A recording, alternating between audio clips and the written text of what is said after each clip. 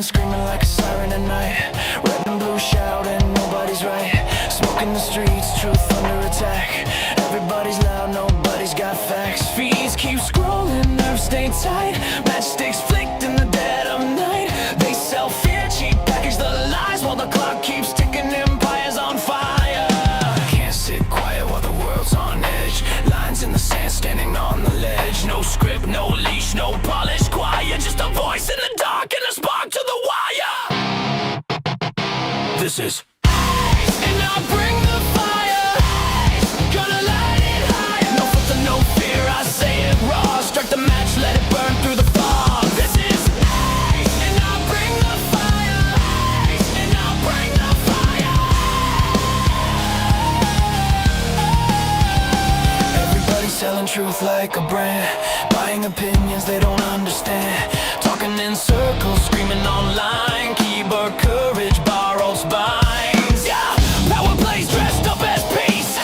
Same old wolves with different teeth. But silence is loud when the house is burning, and the fuse is short, yeah, it's still learning. I don't dance for the left or the right. I stand in the heat, I stand in the fight. No strings, no chains, no manufactured choir. Just gasoline thoughts and an open lighter. This is Ace, and I'll bring the fire. Ace, gonna light it higher. No filter, no fear, I say it raw. Strike the match, let it burn through the fog. This is Ace, and I'll bring the fire. Ace, and I'll bring the fire.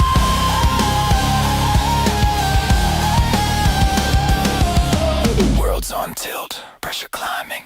Truth don't whisper, it's perfect timing. You can't cancel the smoke, you can't stop flame. Say my name when it hits, say my name.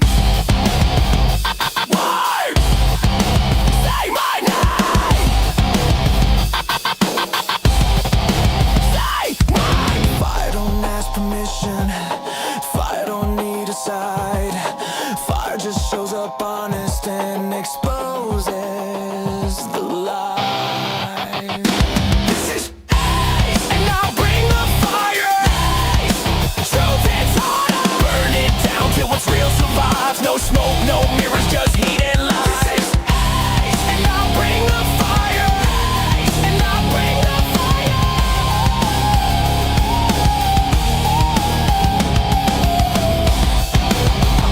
American fire. Strike it. Let it speak.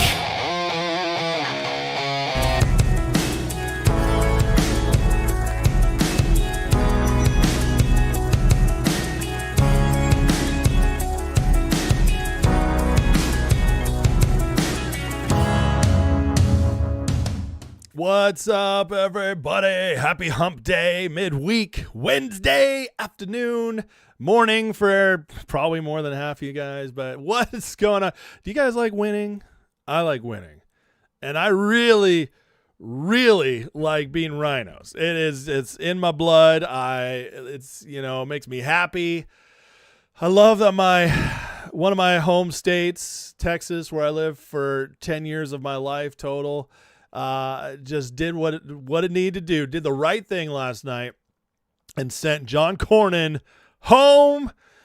Ken Paxton pulled off the mega win, and that's not the only win last night. Chip Roy went down. We got rid of Al Green. What a beautiful, beautiful day. Trump, the endorsements continue to just pile up and win after win after win.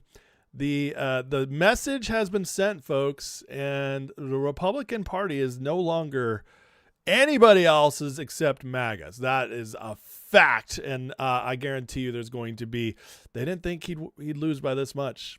They thought Cornyn might even, we're going to talk about that today. We're going to talk about the arrogance of the Republican Senate. We're going to talk about the absolute destruction that Trump is raining upon the establishment wing of the Republican Party, because there are records being set, folks, everywhere in these primaries. It is record after record. Trump continues to defy the odds and blow open all this absolute idiocy, this projections, these experts. He's just making them all look retarded. and it is a beautiful thing to watch. And of course, we have more to talk about today as well, including the fraud summit hosted by JD Vance yesterday. Dropped some bombshells. That is something we're going to have to cover. Obviously, we have a grifter report. Oh yeah, Candace Owens going to Russia. Wonder why. We'll have to talk about that one, I think. A little Alexander Dugin breakdown coming as well. And then obviously the latest on world events, the Iran war. Right now, President Trump is in a cabinet meeting with his secretaries. I'm sure there's going to be news coming out of that. So I'll be watching that carefully and most likely report on it tomorrow. But I'm sure interesting things will come out of there. They always come out of cabinet meetings. And yeah, it's just, man, there's a lot going on. But anyways, it is what it is, guys. Going to do our best to break it down. But we're going to be doing a lot of celebrating today. It's too early for champagne, but I got a good coffee here that I'll enjoy as I celebrate. Hit that like, hit that subscribe. Thank you guys for watching. I appreciate your time spent with me. Let me get into the chizat, say hey to some of these beautiful people. Dad Bod Todd, numero uno today. What's up, my brother? Mark Maddox, Nick Majors. How you doing, friend? Cass Sink, Stephen Katzman, Aiden Scotland, Ray Sandoval, Kev the Tech. Stephen, you were close to one, but you were fifth. Top 5 though, that's pretty good. Seth Linnero, Christina, Pat M, Rum Dog. What's this one? Motley Cruel. I love that. Francis Riley, Susan Burnich, Henry Perez, Jesus Saves in the House, one of the many, Doc No, Hazy Nosh, Miami RN, Michael Boyle, Alice Fordham, David Davis, Look Within. I like that. Look within. See the inner person. Z Grooms, Jeff Jingles, Marco Sanchez, Threads of Hera, Ronnie Gray, and Tammy Anderson. So many others. We got Smokehouse with the first super chat of the day. $5 super chat says, so where's the supersonic aircraft carrier destroying hyper missiles that Iran has? Any day now? If you guys been watching the show for a while, you know that was one of my favorite hilarious psyops that just became an ongoing joke here on the show. That when we first went into Iran, all the Scott Ritters of the world saying, "Oh man, just wait! Iran's waiting for their time. They got the super duper hypersonic crazy explosive missiles. They're gonna blow us to smithereens as soon as they catch a breath. They're waiting for the perfect time," and we're still waiting. We've always been waiting because it's all a lie, just like everything else about this whole Iran debacle, except for what comes out of the White House. Isn't that funny? So yeah, Smokehouse still waiting, any day now. But you know they'll keep going. They'll keep pressing their psyops as long as they can get anything on that. So you know we'll see. On Rumble, we have, Pixel Snaps in the house. We got Kimba holding it down over there on Rumble. And for all of you watching on X, yes, I stream on X, but Elon doesn't allow comments to come through, so I can't see you. I'm sorry for that. But you guys can still enjoy the show over there. And just know, I recognize you. Thank you for the attention to this matter. We're getting a lot of Chip Roy talk real quick. Thought Chip Roy was good. Chip Roy is typical fake MAGA. He has a lot of good votes on his record. He really talks the talk of the Tea Party, fiscal responsible conservative. He does all of that. And but the problem is that Chip, when the chips were on the table and it mattered most, Chip abandoned MAGA. He called Trump out over J6 and it supported the impeachment of Donald Trump. He was a big time mask wearer. Yeah, even in Texas during COVID. So Chip betrayed us. Listen, I was in Texas during COVID. Chip Roy was not popular with the MAGA base during COVID. So Chip Roy Even though the last couple years since he recognized Trump was coming back, he really tried to get back in good graces. The man, he showed us who he was, and it was time to send him packing. And so I've been ready to see Chip Roy go for about 6-7 years. And so it's beautiful that he's now gone. Anyways, oil is down to 85 a barrel and falling. That's beautiful news. You guys ready for cheaper gas? If it keeps falling, even with the Strait of Hormuz closed, you know what that means. That's just more leverage for Trump. More leverage for Trump to keep this blockade up, and it extends his time period for winning. So that's, I'm telling you guys, I don't understand the doomers. I just don't. When we follow the actual what's actually happening, when you actually do the work to look behind the narratives, and pretty much every narrative now that comes out initially is a lie. That's just a fact. I mean, they came out, this was a small one, maybe most of you didn't see, but there was an attack on the Trump administration the other day saying they filed a brief with Supreme Court to basically not allow religious exemptions for vaccines, just medical ones. But that was just a lie. It was another psyop. And in fact, if you actually read the documentation, you saw that they were just saying the medical exemptions are the first to be recognized, and then the religious exemptions is secondary, which makes perfect sense. So, that's the kind of stuff they throw at all the time. So if you're just reading headlines, if you're just reading social media posts, you're just not going to see what's actually going on. And that's why I do this show. That's why we try to actually get down to the bottom of things, see what's really happening. And I got to tell you, when you're really looking deep, things are going really well right now. Really well. All right, let's get into it. Let's start with last night. Another nuclear bomb. So in Texas's primary last night between Ken Paxton and John Cornyn, Trump achieved another just shellacking. And this was a shockwave sent throughout the entire Republican Party, especially a warning to the establishment Rhino wing. You guys are the past. Here's Roseanne Barr trolling John Thune. Do you hear us now, John? As Ken Paxton won by 28%. Yeah, 28%. I got to admit, I was wrong. I said he'd only win by 15 to 25%. I underestimated just how big this was going to be. But Texans spoke up last night and destroyed any notion that MAGA is weak. And it's so much worse for the Rhino Republican establishment wing than even this looks. In fact, this is the kind of election that's even got the Democrats saying, holy smokes, we might be in trouble come the midterms. And let's talk about this. Let's get into it. We have a lot to go over from last night. So Seth Keshel, again, I consider him the greatest election expert out there right now, as somebody who does the data on registrations. He called the 2024 election to the T. This guy is what they wanted you to think that Nate Silver was. Nate Silver, a total fraud. Seth Keshel actually is he deserves the praise, but he's much more under the radar. He says Trump is so unpopular, the flagship GOP state is about to dump a 4-term incumbent for his choice by 30 points. That is a great point, right? That's how bad things are for Trump right now, which we keep hearing, right? Well, Trump is extremely unpopular, but yes, he does have a hold on the Republican Party. We can't understand it. It doesn't make sense, but he is extremely popular. Trust me, bro. That's what the polls say.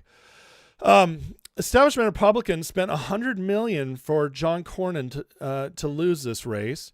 This is the total spent between the runoff, which was the first part of the primary, to now. So over the last 6-7 months or so, they spent over $100 million to try to knock off Paxton. $100 million. That would have been nice to keep in the coffers, right, for the actual midterms. But no, they actually thought, we can do this. This is important to us. Remember, Cornyn finished second in the voting for Senate Majority Leader to John Thune. So many people are like, oh, John Thune, like, it's terrible. He was Senate Majority Leader. Why did Trump let this happen? Trump didn't let it happen. The Senate is they're the overlords, right? The House of Lords of America. They do their own thing, and they have been the biggest poison pill to much of Trump's agenda. Much of the criticism directed at Trump is actually the Senate's fault. But again, since you're president, you're in front of everybody, you get the criticism. People forget that the choice of Senate Majority Leader was Thune, Cornyn, and then Rick Scott at the very bottom had like a 5% chance.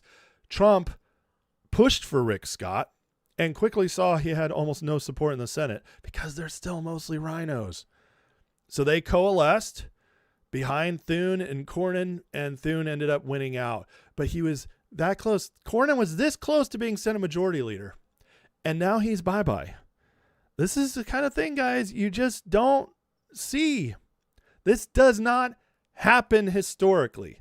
You do not take out extremely well embedded incumbent senators with power in the party in primaries. It just doesn't happen.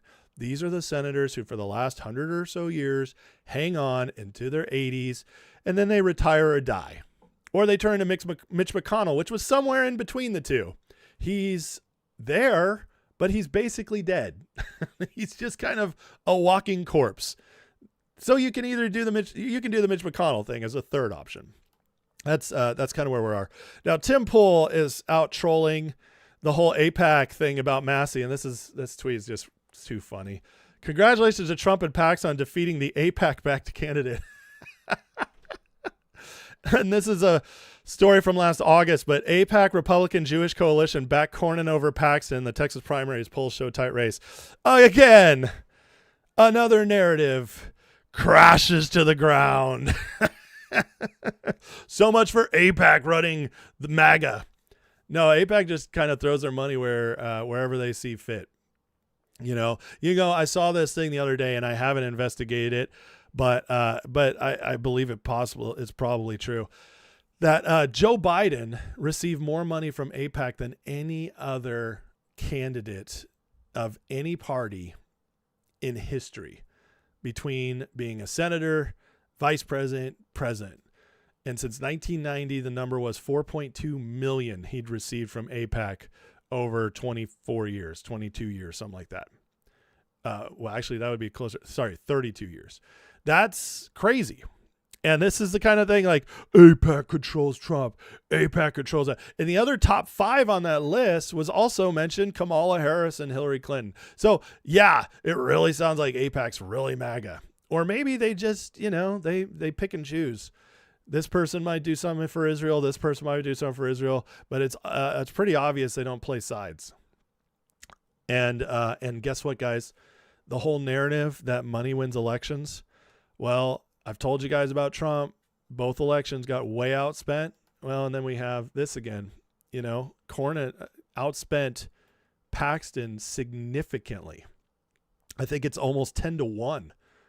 And Paxton clobbered him by 28 points. See, money matters in politics, but it's not the only thing that matters. They want you to think it's the only thing that matters because they want to take away your voice. They want to take away the ability to fund candidates. They do. They want to take that away because what they want is ultimately the government to control all this so that one candidate who actually is popular can't receive more support than another. And that way they have more control over elections. Yeah, because guess what? If you have, say, 2 candidates who are kind of equal, or one is popular but doesn't have that much money, and so they can't get their message out. Well, if you limit to them having equal spend, you secure the opportunity for the loser candidate, the candidate who doesn't have as powerful a message, who isn't reaching the people as much. You make it easier for them to stay in the race. That's the truth about money in politics. Okay, but again, obviously it's not influencing elections that much. because the losers keep spending way more than the winners when it comes to MAGA, isn't it? Yeah. I'm sorry, the proof is in the pudding. You can believe whatever you want, but we're just seeing this over and over again. Blake Crest says, Massey supporters take note. Patriot Ken Paxton is going to win his runoff tonight despite being outspent Cornyn 10-1. No one could buy elections. Shitty incumbents can sell their elections by betraying their voters. Oh, that's interesting. Yeah. Hey, pay for me. I'll do this for you. That's interesting. Both Massey and Cornyn are simply rhino trash being taken out. 100% true. Thank you so much for that. Now, this is the kind of thing that's scaring them. All right. And this is really scaring the left. Count was in, but in Texas, that Hispanic vote, which is a huge vote in Texas, really, really liked Paxton. This is despite everything we were told. We've been told that Hispanics are abandoning MAGA like crazy, that everything Trump turned out in 2024 is being lost. Yeah, turns out there's another lie. Again, why, these polls in the midterms, I believe, are going to be the worst. It's going to be the worst accuracy we've maybe ever seen. That's what I actually think we might turn out seeing at the end of it. Because they need this so bad. They thought they could pull off 2024 with Kamala. They poured in over $2 billion in that campaign just to get beat across the board. Trump just rode in on such a wave. And they figure, well, now we're getting trounced in everything. Trump is, he's got an actual administration doing way more than we even thought he'd do this time. So we have one chance left. We have to go all out. So they're rigging everything. They're rigging the polls. They're pushing media stories worse. They're stupider than ever, more easy to break through than ever. This is why we see all the influencers turning. It's all hands on deck, guys. They want this midterm so badly. And yet, MAGA's not falling for it. We keep showing up and we keep blowing them out of the water. Now that's the most important part. And I said this with Massey and Galrain. In that election, the hope and prayer was not that Galrain just beat Massey by 2-3 points, okay? Because then they can claim rigging and all that. No, the hope was that he destroyed Massey. And he did. He beat him by almost 10 points. It was like 9.8. And then the ball just keeps rolling. Indiana, those were destructions. I mean, absolute destruction. And then we have Texas. And Texas is a big one for them because they actually think, and this tells you how stupid they are, they actually think this Tallarico guy, who is a vegan in Texas, who looks like he left his last, 2 points of testosterone at the door 15 years ago, who says God is non-binary and there's 6 genders, and when asked what he loves most, thought for a second, said trans children. This guy, they think, is actually going to win the first statewide seat in Texas in 32 years. Yeah, don't think so. But they believe it enough where they're going to pour a ton of money in. And that's great. Let's let them. But this is the kind of thing that proves Texas is not what people are saying it is. And I said when I lived there, I had friends who were very worried about all the Californians moving in. And they were like, you guys are going to turn our state blue. I was like, no, you don't understand. Like, I'm one of those California transplants. It's the red ones coming over. Yeah, some are blue that come over for tech jobs and stuff. But the vast majority of us are the red Californians coming over. And that's been proven since 2016 as each election, including 2020, 2024, Texas got redder.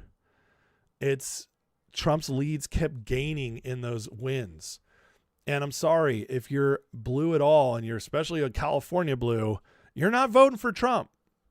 So Texas keeps getting redder, and they just want to hold on to this belief that Texas is going blue. And it's just not happening anytime soon. Paxton's margins in El Paso, Hidalgo, Harris, and most of the RGV are outrunning his overall statewide margin, highly suggestive a MAGA candidate retains high Latino support in line with trends developing over the past 6 years. Again, Keschel would know. He watches the registration more than anybody. He understands the numbers, the trends. And listen, once you register as a Republican or a Democrat, the odds are you're voting that way for a while because you've made the decision, you've gone through the effort, and it takes a while for you or something massive for you to change your mind.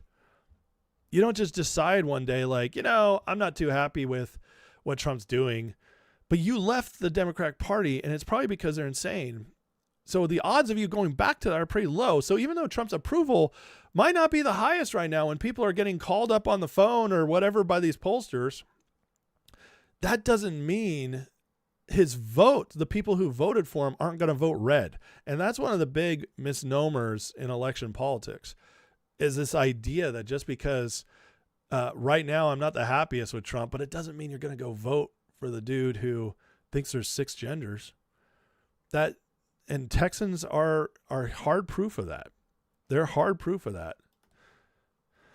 Here's a great list of all the things we've been told, especially about Paxton.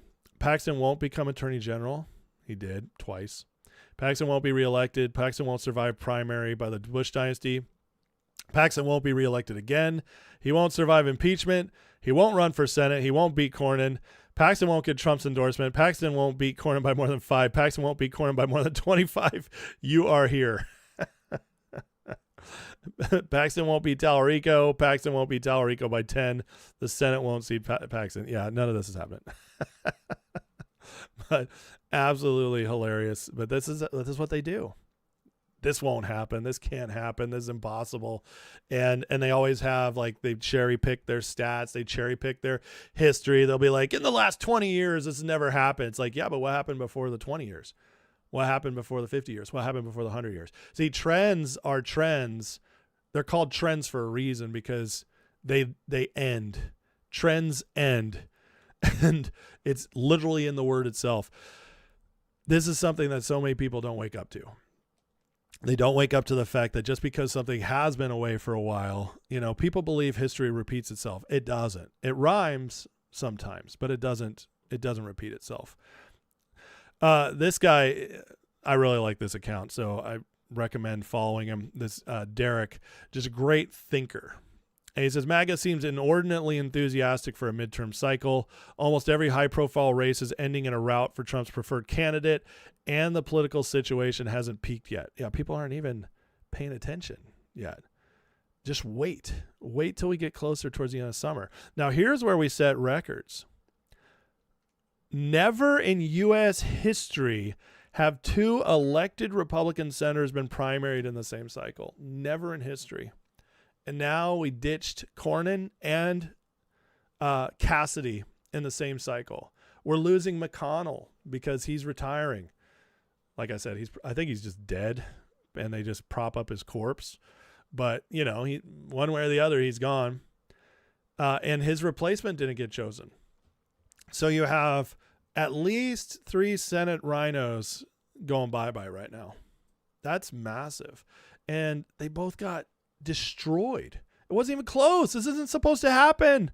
You're not supposed to get rid of them. You're not supposed to be able to get rid of incumbents. It's very rare.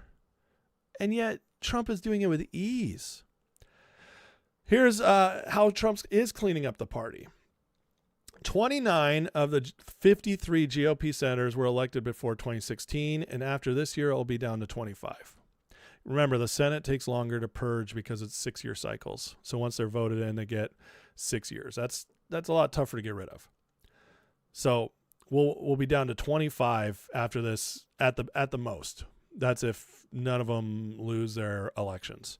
So because of the primaries. So already in the primaries, we've weeded out 4. 29 down to 25. That's amazing. Okay, when Trump came in 2016, they were almost all rhinos. But since then, we've seen a lot of them go bye-bye, especially my favorite, Mitt Romney. That was a beautiful one.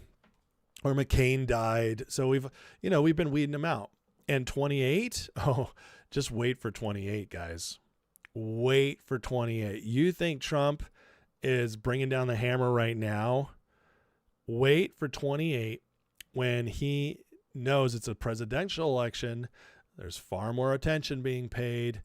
That's when Thune, he's going to be bye-bye if he doesn't get better real soon. We'll see Thune and a bunch of others up. That'll be the Revenge Tour 2.0. And then out of House Republicans, which there's 220 of them, 65 of them were elected before 2016. Now, these can be weeded out every year. And so far we have weeded out some, like Massey.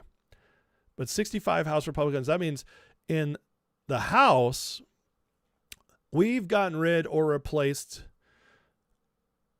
3/4 of the House since 2016. So for people who are like, Trump doesn't get rid of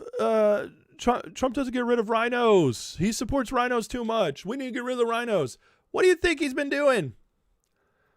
50% of them are already gone in the Senate, and 3/4 of them are gone in the House. That's an incredible record. That is an incredible record. All right. Fox News headquarters had to have their shock. Well, look at this. Look at the endorsement tracker in the primaries. Senate, 8 for 8. House, 101 to 101. And governors, 8 for 8. Trump is currently 117-0 in his endorsements. And I just thought he didn't matter. I didn't think, I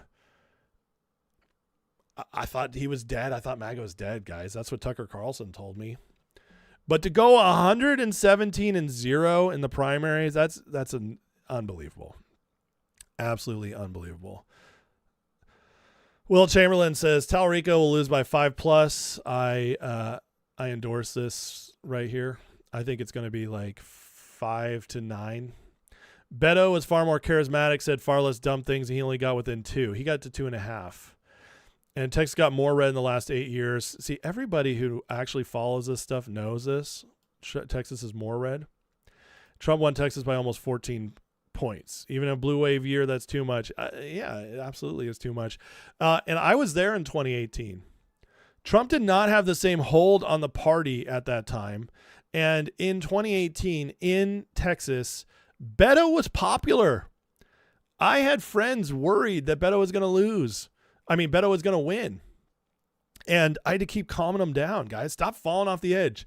But Ted Cruz at that point was extremely unpopular. He just lost to Trump in 2016 in the primary. Texans were kind of fed up with Cruz, but we didn't have a better alternative. And Beto was riding high. Beto was a much better candidate to Talarico, and he still never won anything. But he talked better. He didn't give off the creepy vibe. He wasn't saying things as insane as Talarico does. He wasn't pretending to be a pastor, like a Christian pastor, which Talarico pretends to be. He has a church, which is crazy because the stuff he says, but that's where we're at in some of those areas. But with that, the perfect headwind. Also in 2018, Trump lost the House. They flipped like 40 seats. It was a true blue wave. And Trump still kept the Senate. People forget that. He kept the Senate 53-47. In that wave, okay, in the darkest midterm for Trump, easily, way worse than this year, Texas still pulled it out, 2.6 points for Cruz. So again, these people, it's crazy. It's crazy what they think is possible. Al Green lost, which is wonderful. He's the guy who stood up during the State of the Union, stood up during House votes, got all crazy. And so Trump had something to say to him. He said, "Congratulations to the Democrat Party. Al Green, one of the most mentally deficient congressmen the history of our country has lost in a landslide, has seen Congress. But I'll miss that lunatic not screaming and violently waving his cane at me during my next State of the Union speech." Oh, man. Trump's just the best. The Democrat Party. Now, excuse me. Let's look at this really, really excellent post breaking down kind of what Republicans are thinking. So I read this today, and I thought it was something I had to share because this gives a lot of insight here, and we'll talk about it at the end. But so This post is commenting on Cornyn losing his primary because he goes to DC parties, meets establishment guys. Senate Republicans think they are the reason Republicans won in 24. They think they're the GOP secret sauce. Again, I've tried to impart to you guys many times how arrogant senators are. They really think they are the most important people in the room. They really believe they're the House of Lords. And one of the reasons they believe this is because most of them outlast presidents. They don't have term limits, and their terms are longer. So a 6-year term can outlast the 4-year term of a one-term president. And if you get elected twice, you're 12 years. That's 3 presidential terms. You get elected a 4th time. That's 18 years. You've already seen 2 presidents come and go and a 3rd one come. Senators last longer than presidents. And so they really believe they run the place. House members, in and out in 2 years, flipping all the time. But not senators. They stay there. And so getting into their minds, their mindset, and how arrogant these people are is really important. And this breaks it down so well. You think the GOP rode Trump's coattails, which they did. Without Trump, the GOP was dead. It was a dead party. The Democrats had figured them out. Democrats figured out exactly, because of the Obama coalition, they figured out how to destroy the Republicans. Republicans, if it hadn't been Trump in 2016, if they'd put up Jeb Bush or Marco Rubio, Hillary Clinton would have won, and handily, like by 3 to 5 points. I'm telling you, Trump is the only reason that the Republican Party is still a viable party. It had lost all of its fighting spirit and was holding on to stuff that, even though I was still voting Republican, it was unpopular and we were discouraged, defeated, and not cool. Nobody wanted to admit they were voting Republican. Trump completely saved the party. And MAGA completely remade the party. The Republican Party is not even the same people, same thing it was 8-10 years ago. It's just not. So anybody thinking that is crazy, but these guys think it still is that. It says, in this world, Republicans won because Democrats went too far, woke, too crazy. Republicans were moderate and sensible. Now they have to keep the party that way, or Republicans will make the same mistake the Democrats made. They think in very outdated terms. Republicans will lose in 26 because the incumbent party always loses. There's a political rule. They are 100% certain Republicans will lose. What have I been telling you guys? They are okay with losing. They weren't planning on putting up a fight. They just wanted to keep their boys in, Cornyn, Cassidy, the rhinos that were up, and they were fine with shedding a few others. They are resigned to losing. And there's part of it, and what this post does not address is the fact that this whole give and take arrangement goes even deeper. But, they're not sitting down at a bar in DC and talking about how, oh yeah, well, I'm doing this because I got funded by the UK. I got City of London money. I got I'm getting, the deep state has blackmail on me. They're not saying those things in public. So, but they will say this stuff because it creates a narrative they can all agree on and believe in, and that's how they keep playing the game. Therefore, anything Trump does to try to win the midterms is actually cope. You're talking crazy. Crazy is bad. SAVE Act, deportations, that's crazy. Crazy is bad. But if you redistrict and pass voter ID, Republicans will win. Some Republicans don't think like that. They're thinking you're nuts. Passing bills, making law, they think whatever mandate they had was squandered by Trump over controversies like Minneapolis and posting too many memes on Twitter. GOP looks too crazy now. We'll try again next time. But they're actually doing us a favor. By doing nothing, they're protecting us from our own excesses. They're helping us not to look crazy. We better thank them. This is how they think that they are preserving. And in a way they are. They are trying to preserve the old order, because if they don't, they're out of jobs. If they don't preserve the old order, it's Dunsky forever. And that's the more sinister element of this, because the truth is, these people actually might be deluded and actually might believe this stuff. They've actually maybe have gotten to that point where they've lied to themselves enough they believe it. But it doesn't take much to see. I mean, they can't ignore these primary results. And they could maybe cope and come up with reasons why it's happening that they don't really understand, and they're going to try to come up with something that excuses them to keep doing what they're doing. But when your guy who is almost Senate Majority Leader just lost by 28 points despite outspending the other candidate 10-1, you're going to have to cope really, really hard for that one. But again, they really think MAGA is a fad, or at least they're hoping it is. When you think of MAGA, you think of Trump and reindustrialization, deporting illegal immigrants. When they think of MAGA, they think of Marjorie Taylor Greene. They think of Roy Moore losing Alabama in 2018. They think of grab them by the pussy. They think of they're eating the dogs. They think of Lauren Boebert, Matt Gaetz, and Alex Jones. That's interesting. Those are all doing the work of the dark side to MAGA. But there you go.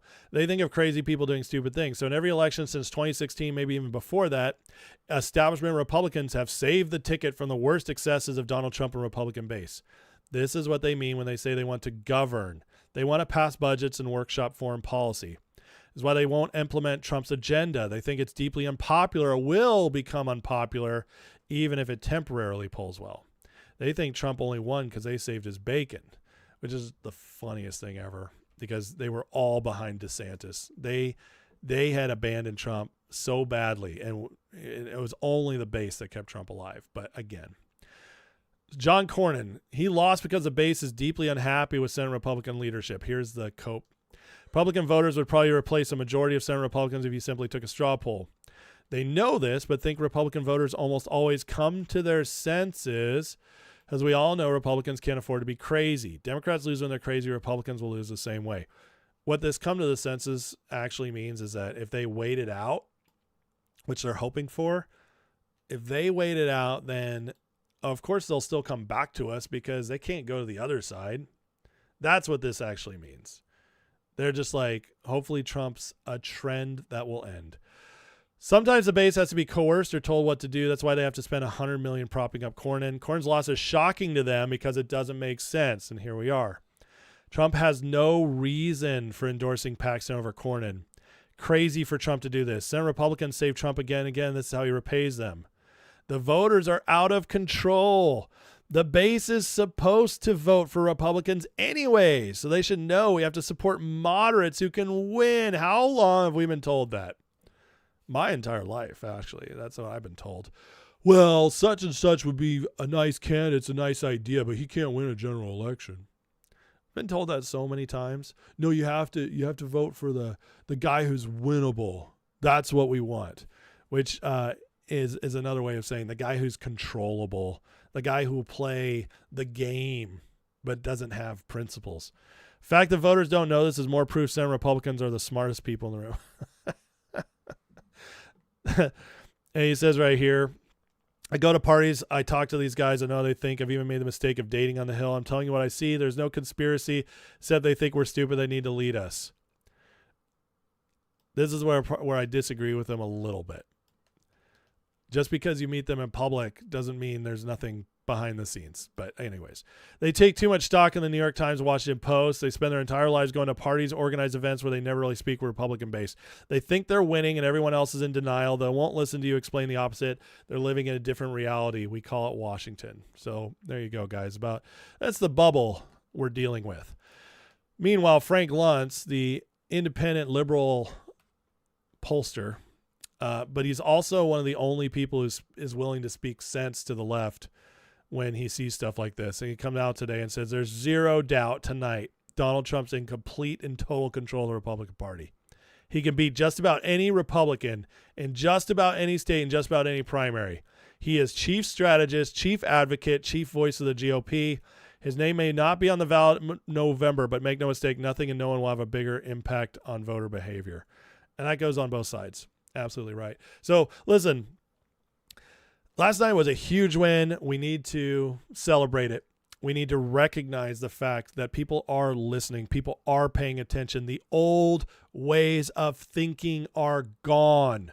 The old ways of understanding politics are dead. Everything you thought you knew about how trends in politics work for the last 50 years is done. It's over. that is one of the major stories of these primaries, that it started in 2016 and now we're here.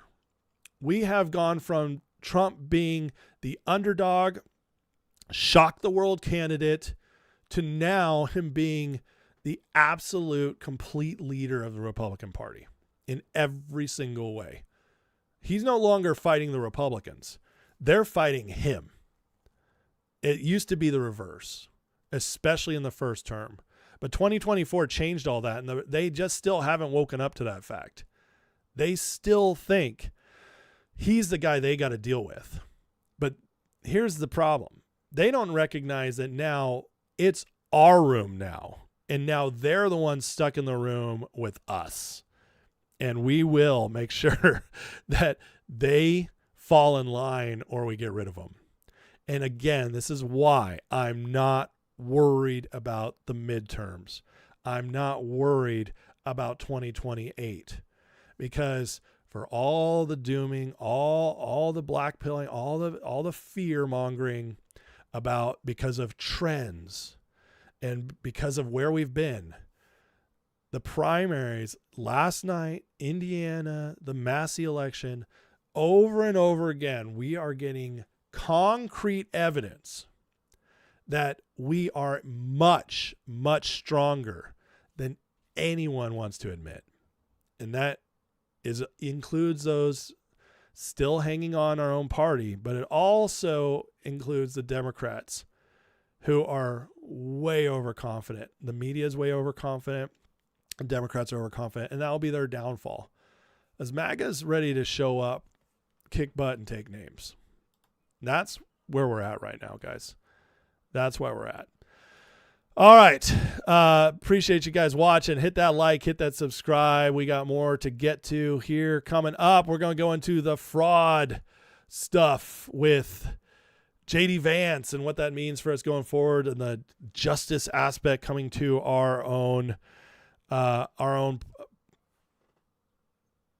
am I looking for? Our government, the kind of stuff we've been waiting for. So I'm excited to get into it. And of course, we got a grifter report today and so much to do. So in the meantime, hit that like, hit that subscribe. Listen, if you want to support the channel and you want to become a part of the community here, please consider going into the description, clicking that link to the Patreon. You will get a free month if you use that link. A free month. Go through the sign up process, get your free month, get into the Discord, become a part of the 24/7 community in there, which is awesome. Great people in there. And then also get access to the members only content, including the 2-hour podcast I did with Jim Savoldi last Friday night about the markets and the economy. And he is an incredible asset. And speaking of interviews, had an interview with Rich Does Politics last night. It's an hour and 15-minute interview. I'm very excited for that video to be posted. I think it's going to be either later today or tomorrow. So be sure to check that out and support his channel from that. All right, let me get into the chat for a minute here before we go on to the next segment. So let's see here. We have Might sent sunshine for 200 joules. Thank you for that, friend. Thank you. These little gifts crack me up, man, but they're great. I appreciate it. So, all right, let's see here. By the way, the chat, guys, as always, I forgot to say the rules at the beginning, but everybody's welcome. Voice your disagreements as long as you're respectful and honorable. Always appreciated. We'll do our best to address them. But if you're a troll, you will be kicked out. We don't do trolls over here. We want it to be a respectful environment with real people, and most of the time, trolls are bots. So we do block. And I have no problems about that. That's why the chat remains pretty awesome on this channel. And if you really want to get my attention so that when I stop in between segments to read, please tag me so I can see it. If I don't catch it, the one way to be guaranteed to get read is to send a super chat, because YouTube allows me to actually paste those ones out separately so I don't ever miss them. All right, let's get into the chat for a minute here before we move on. Let's see here. Benji says, on the PBD podcast, a host said Trump has a talent for choosing who to endorse. Nothing to do with Trump's influence. That's hilarious. I will say this. Trump doesn't just endorse anybody. And there's a reason why there are MAGA candidates who Trump has not endorsed. Right now is a perfect example in South Carolina. Lindsey Graham is going to win his primary. And Trump is not endorsing the other candidate. I think it's Mark Lynch. And there's a whole bunch of the podcasters and stuff all mad about this and going off about it. And I mean, there's some good reason to that. Lindsey Graham's gross. Nobody likes him. He's a hardcore neocon. And he's disgusting. We'll just be honest about that without going into details. But he votes with Trump on everything. And he defends Trump in public every single time he goes on TV. So he falls in line. Now, would Trump still replace him if he thought it was possible? I absolutely think so. Because Trump's strategy is that what he does is he makes you show that you can fight. He makes you show that you can actually make a dent on your own. And once he sees you can raise money and you actually have a chance, he says, okay, I'll push you over the hump. And then he endorses. Paxton is a perfect example of this. Trump knew MAGA wanted Paxton. He absolutely knew that. Paxton supported Trump. He's been there for Trump. Texas did a whole lot of awesome things during the Biden administration to keep the MAGA agenda alive by challenging Biden.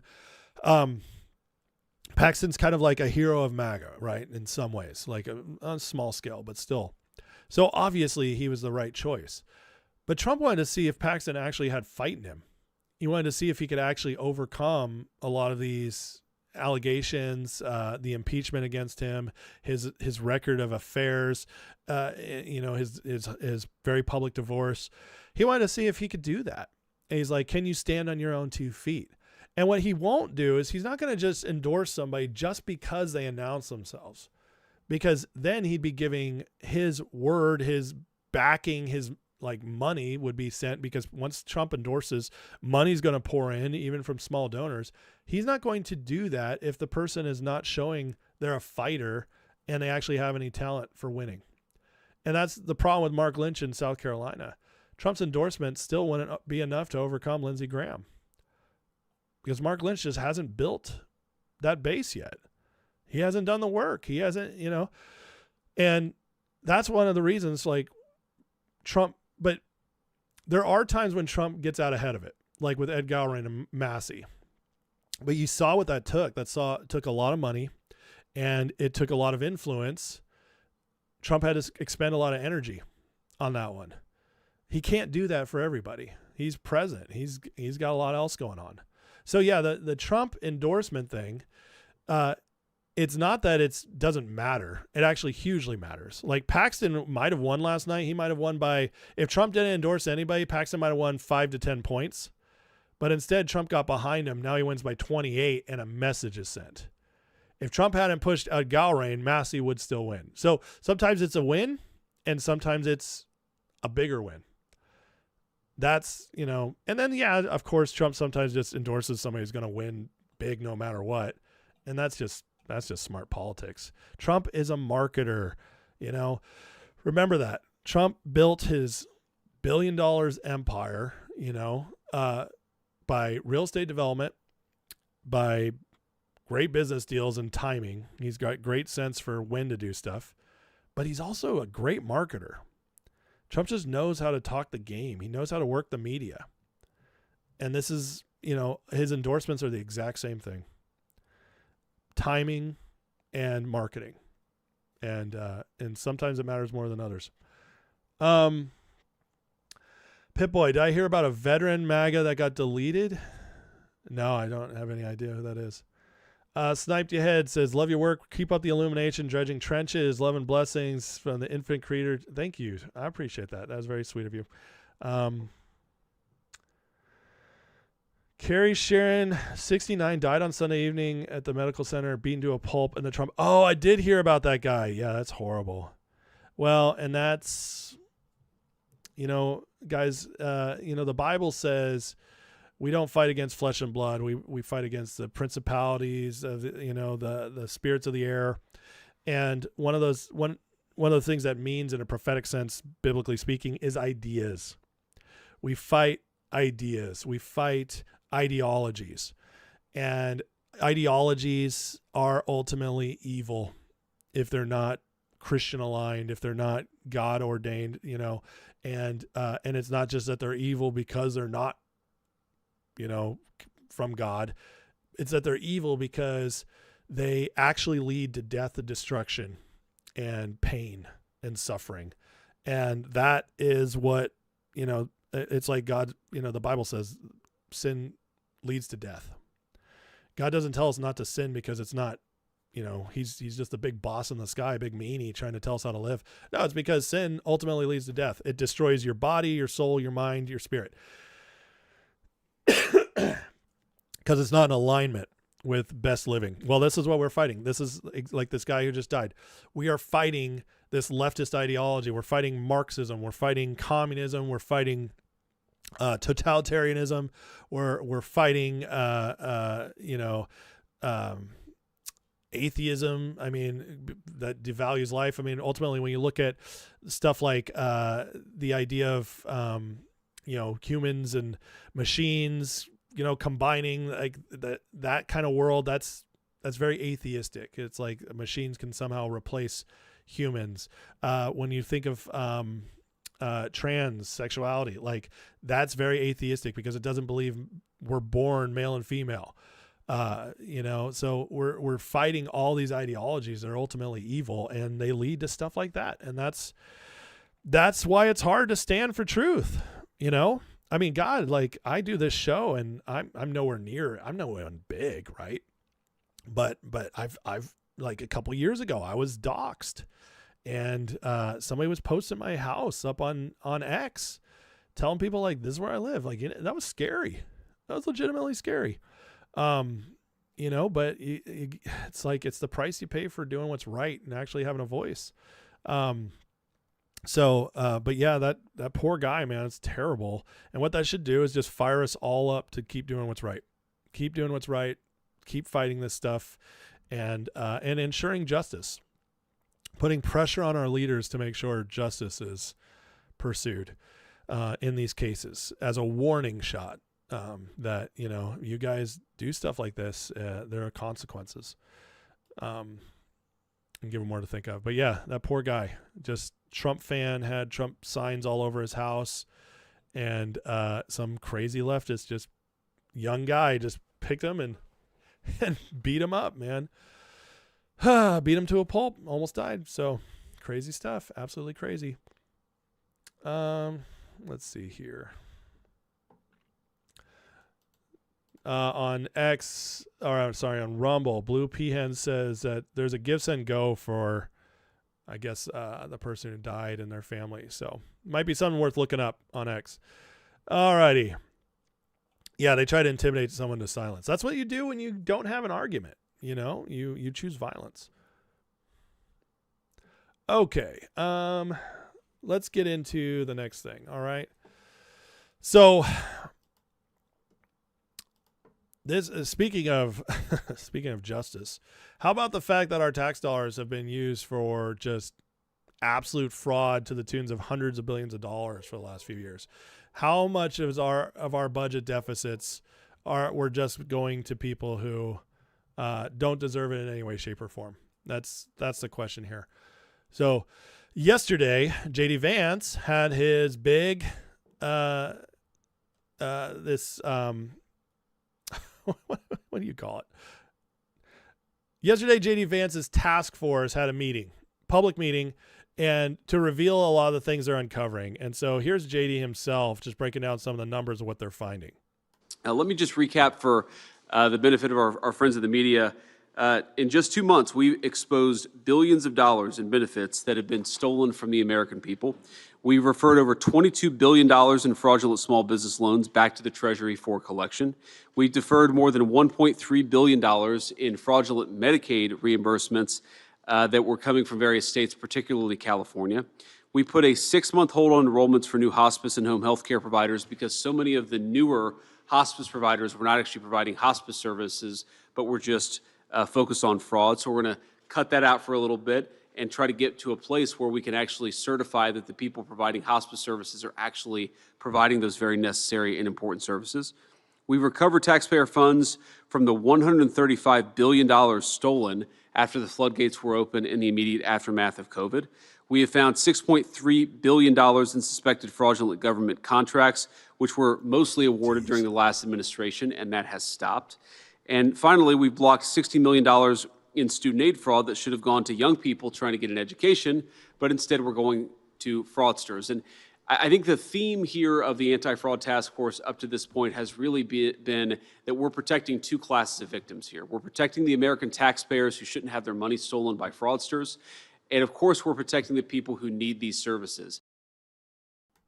Okay, so look at these numbers. These are pretty incredible. And this is just the beginning. All right. This is just from what they've been looking into in LA and Minneapolis. But in the last 2 months, they've already uncovered $22 billion in fraudulent small business loans, $6 billion in suspected fraudulent government contracts from the Biden years. You know, in the Biden years, they had 75% of the applications that came in, they identified as fraudulent, and they were just like pass them through anyways.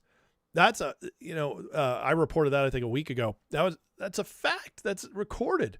And then obviously the student aid going to fraudsters instead of students, it's just absolutely insane. Now, think about how much this is over 50 states.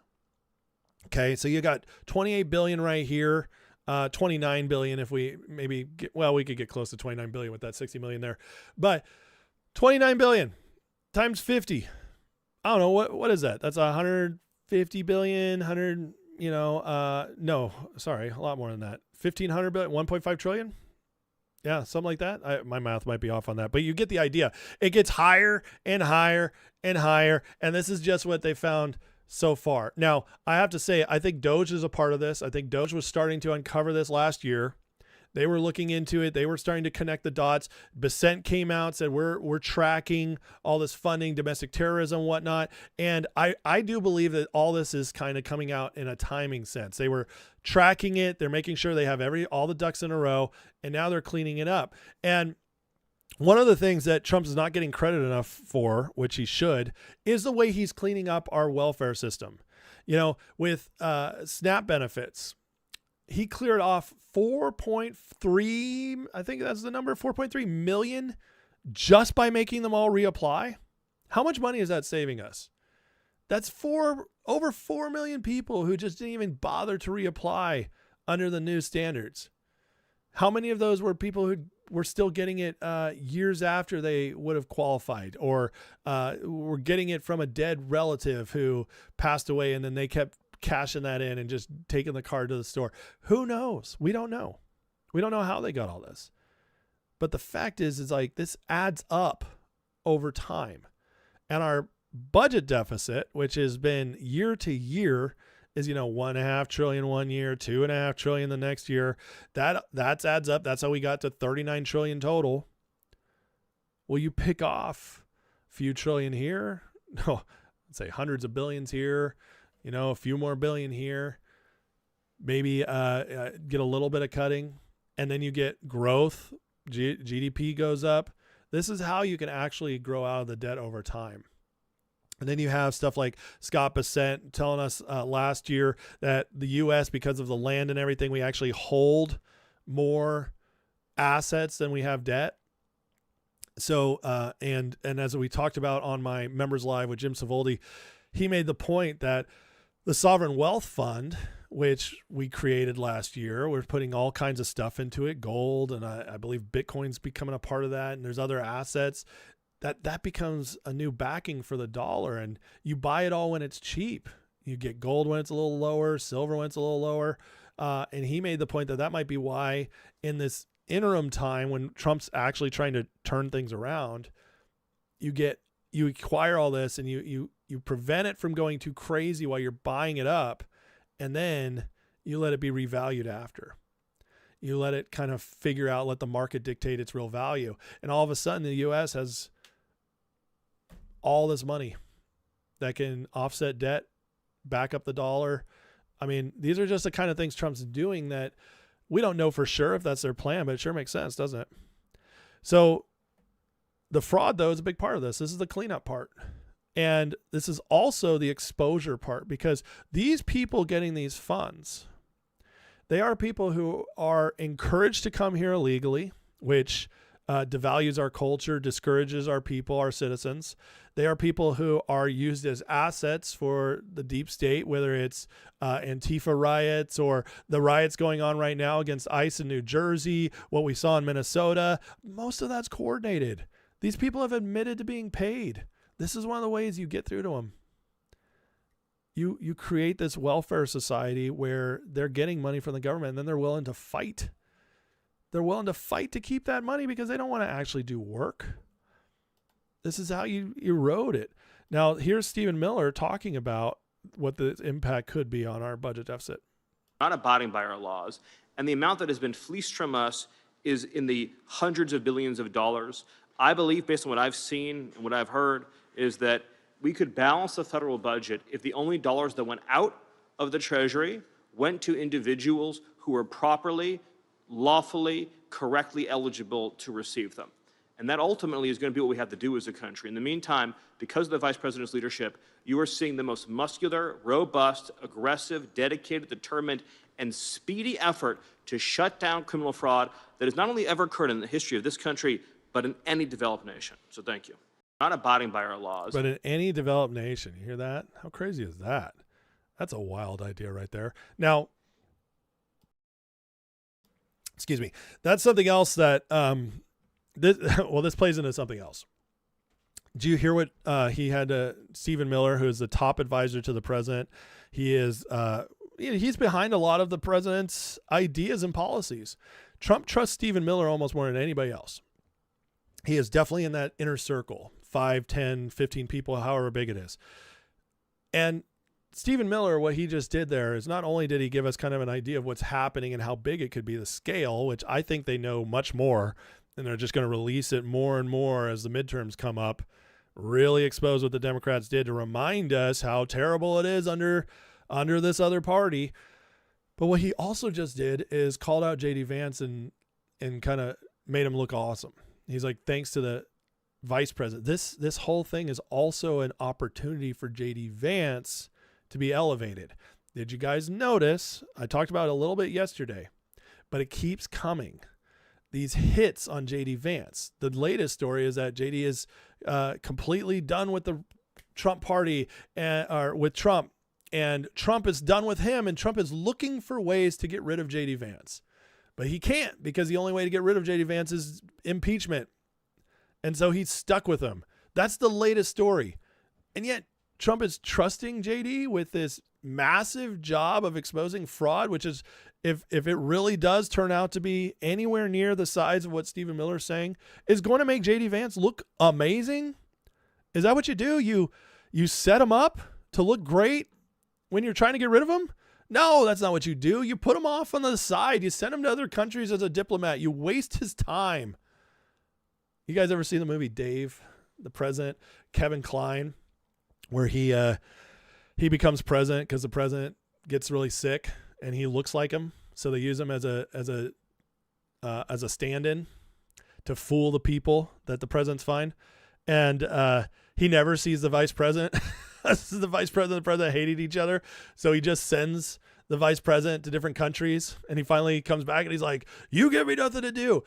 That's what vice presidents usually do. They're usually hated because, like Obama famously hated Biden. Biden hated Kamala Harris. He gave her the border czar job and she never did anything with it. She never went. All right. Bush and Cheney were different because Cheney kind of was the mastermind behind a lot of that. But Clinton and Gore didn't like each other. So it just keeps going back. Reagan didn't like Bush. He was told he had to pick Bush to win and get the Republicans behind him. So, I mean, it just, there's a long history of this where the president and vice president just don't get along, and the president doesn't give the vice president anything to do because they don't really want to set them up for the future. This is very different. He keeps putting them out there. So I just thought that was very interesting, a part of this. Now, of course, the Democrats didn't show up Every single attorney general in the nation was invited to this. Vice President Vance will hold a roundtable with state attorneys general on anti-fraud initiatives. This comes as the Trump administration cracks down on a wide range of fraud. We will bring that event to you live when it happens. But for now, America Reports. A live look at the White House now ahead of a rare and critical cabinet meeting happening at Camp David. Actually, it's not happening at Camp David. It got moved. But every state attorney general refused to show up. Vance sent out an olive branch. They all said no. Are they pro-fraud? I mean, what does it look like? If the attorney general of a state doesn't show up, I would say that looks bad, right? That looks like you're not serious about this. All he's trying to do is clean up. It's like Newsom in California suing the Trump administration to stay away from all this stuff. Isn't that crazy? Suing them to stop fraud from being investigated. There's literally zero reason for that. You know, I'm old enough to remember there was a time when Democrats and Republicans occasionally did stuff together. They occasionally found something in between because it was just so obvious you had to do it. Okay, you just had to. And they don't do that at all anymore. Not even when it's good for them, which of course Trump has used against them many times. He's used the fact that they just don't, even if something is an 80-20 issue, he forces them to stand on the other side because ultimately they believe that anti-Trump is the best thing for their party. But, you know, it makes the middle of the country hate them, and MAGA just reinforces the fact that we're happy where we're at. So, you know, it's that kind of stuff that just continues to prove it. Now, speaking of like this cleanup that's going on, though, I reported on this the other day, but there is absolutely a lot more details coming out on this. Markwayne Mullin now, this is all part of the cleanup because all this fraud stuff it's very much tied to the illegal immigration. Because what is illegal immigration ultimately as well? It's fraud.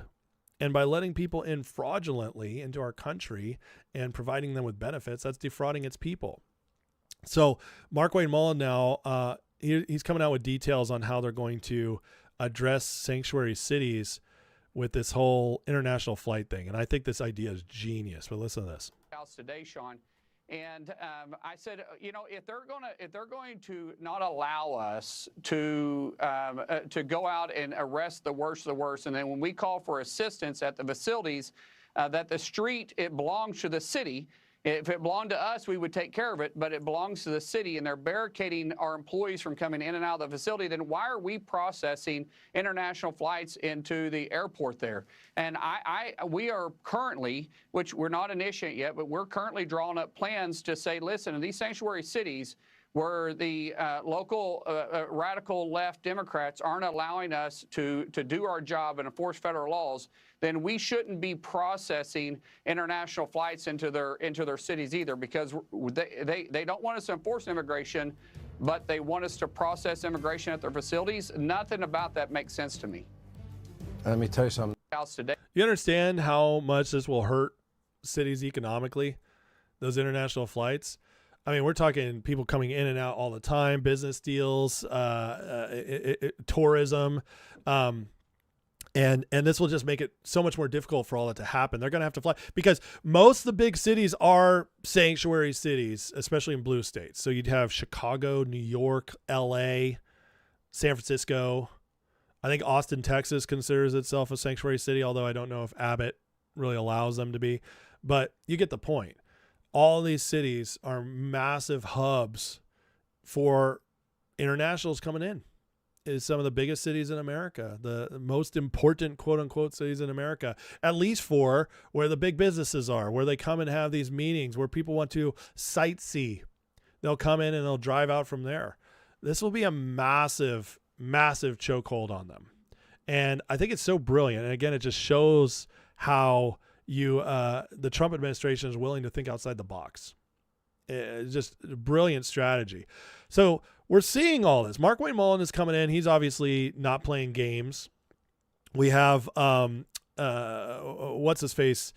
Holman is well in charge now of ICE and making sure that's running smoothly. That's why we're not seeing as much stuff break out. He's just That's just going on behind the scenes now. The Trump administration is just getting smarter and smarter as they go. They're getting more people in the right positions. And we're seeing a lot of action, aren't we? Ever since Todd Blanche came in DOJ, it's just been action after action after action.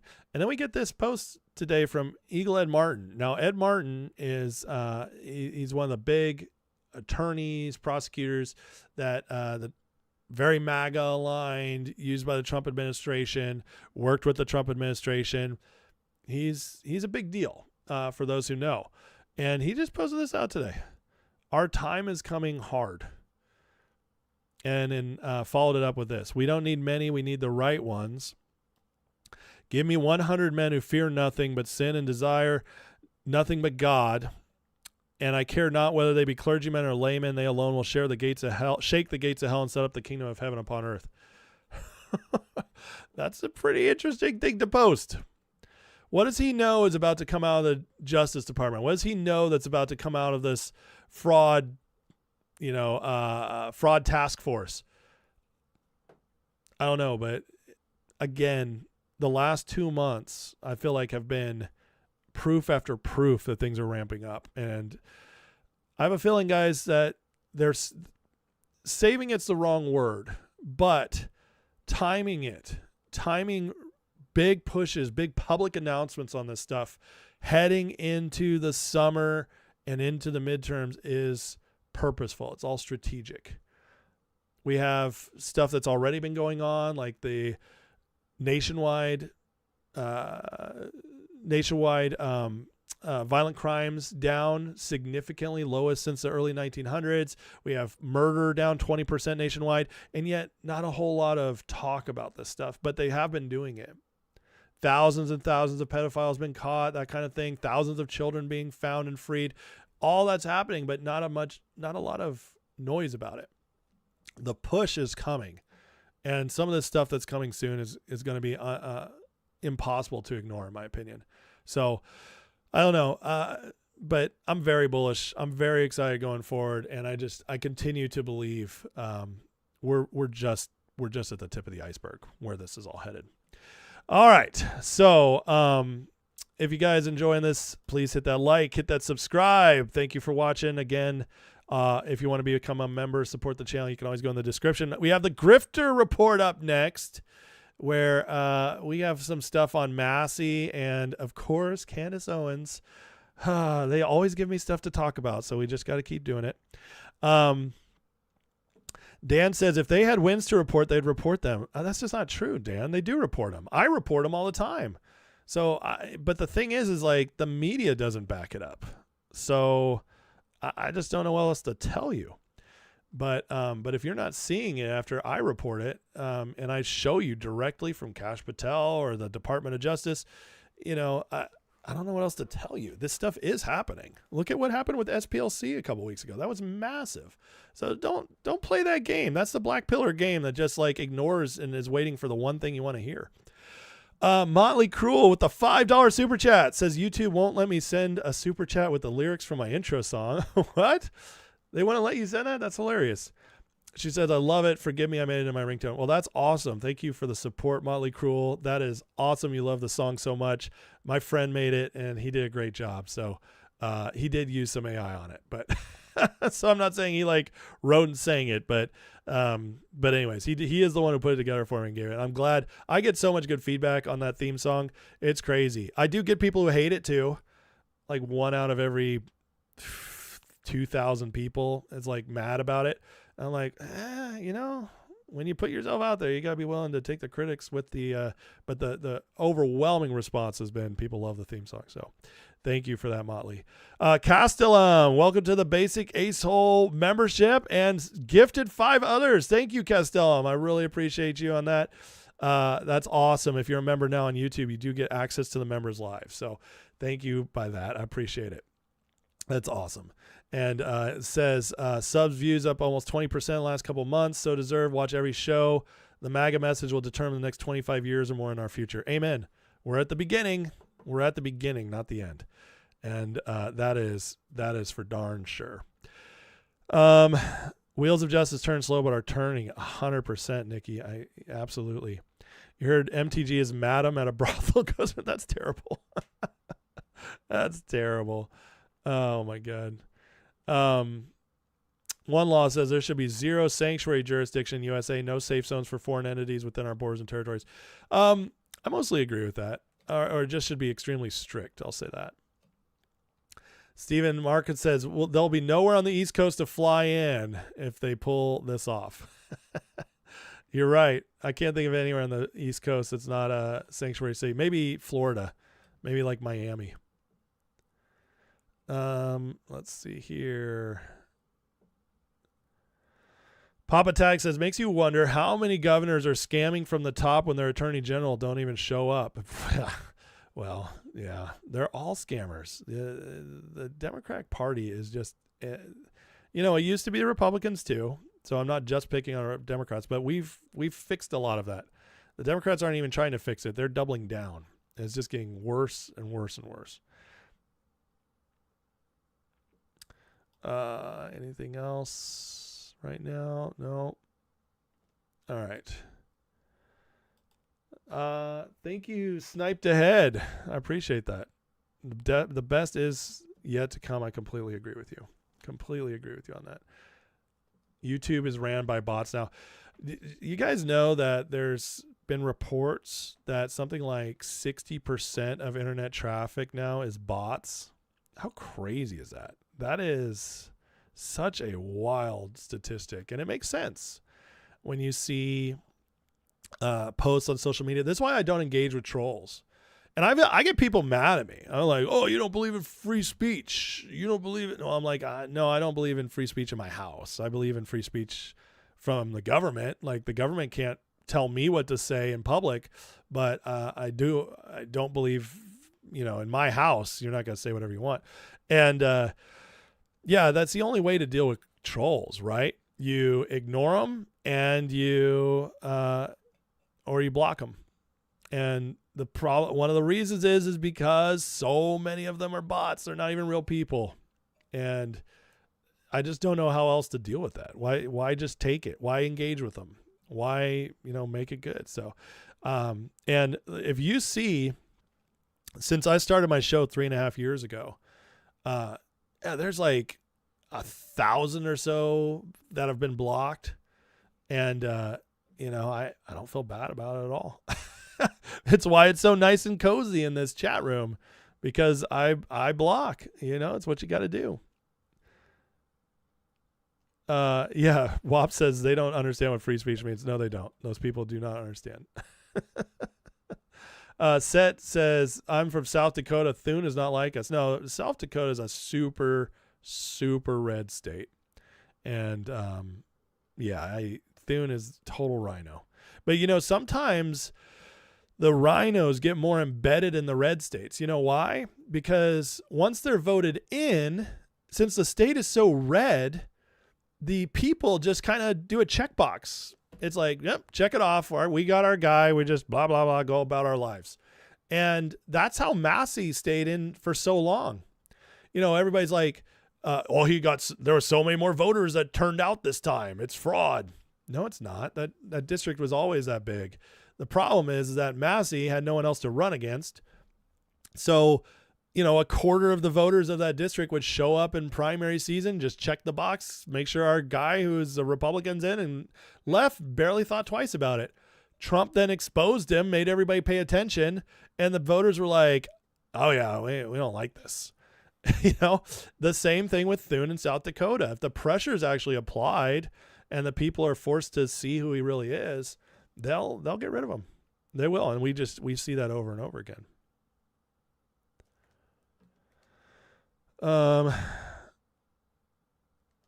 You had your own little block party yesterday. That's hilarious. People don't understand what separation of church and state means. Well, people don't even understand that church and state is not even in the Constitution.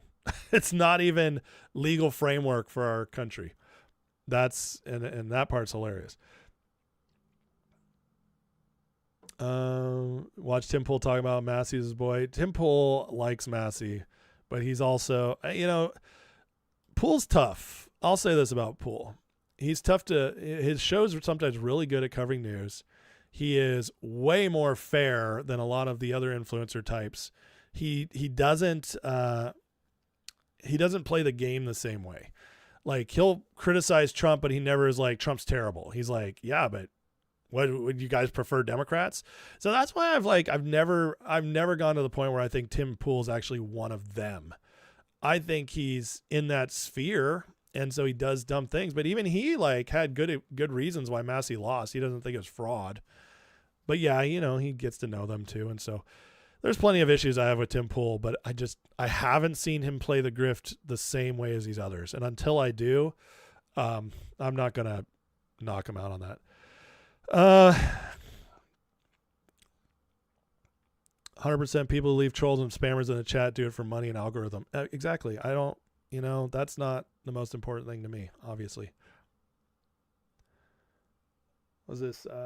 Brandon says, fighters get pushed back while non-fighters can sit there and be complacent, just do favors nonstop. They never fight when you need them to. Absolutely. Yeah, they hide long enough. They act just good enough to keep getting voted. You know, voted in. I don't listen to Matt Dines. No, I don't know who that is. Nita Sharon, talk about separation of church and state you don't understand. Well, real quickly, separation of church and state, it became a talking point for actually mostly Democrats who hated the idea of us, you know, of Christians being able to influence politics. And so what they did is they took a letter from Thomas Jefferson writing, I can't remember exactly who it is, some Baptist church or something like that, or a Quaker church, but it had something to do with something they were doing in their community. And Jefferson just wrote this phrase in the context that was taken out of context, but it's something about separation of church and state. And so ever since then, in modern times, that has been used because Jefferson wrote it as like, this is our America. We have a separation of church and state, and we should have no influence of religion in our government. And then they use like the Second Amendment, which is, you know, we don't recognize any, or First Amendment, sorry. There should be no limit on recognition of religion, that sort of thing. They use that as like their backing for, just because the federal government's not allowed to say, everybody's going to be Catholic or everybody's going to be Muslim. They're not allowed to do that because of our Bill of Rights, that they use that to say there's a separation of church and state. In other words, you can't use your religion to determine how you want to run the country, which is the dumbest thing ever. It's so retarded. It breaks down so quickly because everybody has a moral compass they rule from. Even if your moral compass is disgusting, even if you're a total degenerate, you're going to make decisions from that moral compass. And so there's no way to separate a person's faith from their decision-making. It's impossible, but they want you to, and they wanted to use it as an excuse to be wary of Christians, doing Christian things, running the government as Christians. That's what it was all used for. It's a giant psyop. It's been going on forever. People are thankfully starting to wake up to it. But you know, when the framers of our Constitution created that, to them, religion meant denomination. And we can prove this very easily just by going back, because they never in a million years were thinking Hindu and Buddhism and Islam were coming to America.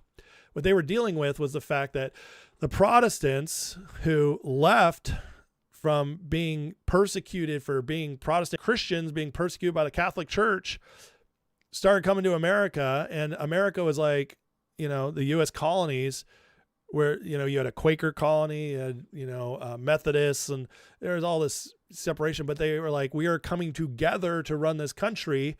And because we have different denominations here, we can't have one that is just under the whole government. But you know what? They did allow states. States had official denominations. I think Pennsylvania was Quaker and Maryland was something, but the point is that they never in a million years thought that would be used to be like, no, we should treat Islamic idealism just as good as Christian. Whereas, you know, they wrote Christian ideals into the Declaration of Independence. You know, we are endowed by our Creator with certain inalienable rights. You know, that's a religious statement. So yeah, that whole idea is just, it's an attack from the left, and it's been used and they've tried to push it in ways that the Supreme Court would use it to like really knock back Christian rights and stuff. So that's what they do. But we were created like in 1776, and then later in 1789 or 1787 when we created the Constitution. By today's standards, we would have been considered a Christian nationalist country by today's standards.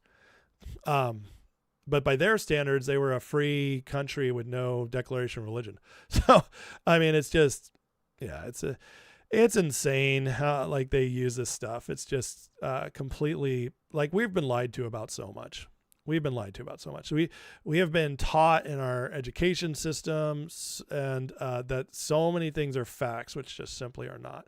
And we've taken a lot of things for granted, which are detrimental to our society, you know, and that's on purpose, because on over time, like say, you know, you're a believing Christian, you're a practicing Christian, and but you believe that separation of church and state is in the Constitution, which is what they want you to believe.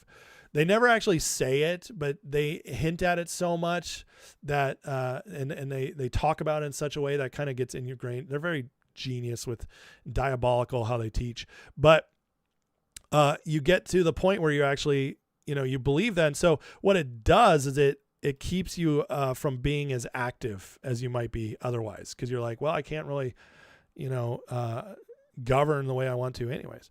So it's stuff like that. And just over time, you get more and more people who stay out of it and don't care. And it just gets worse and worse over time. Let's see. Thoughts on Biden suing to keep his audios from coming out? I haven't seen that, so I don't have any thoughts on it anymore. But I'll look into that. Thanks, Lisa, for the heads up.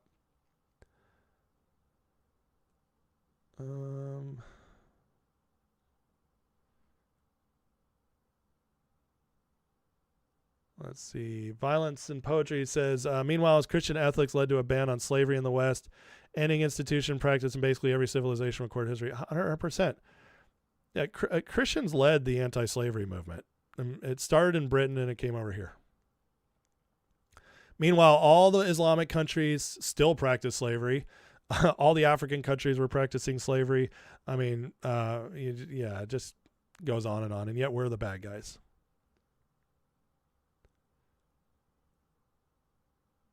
Okay. Anyways.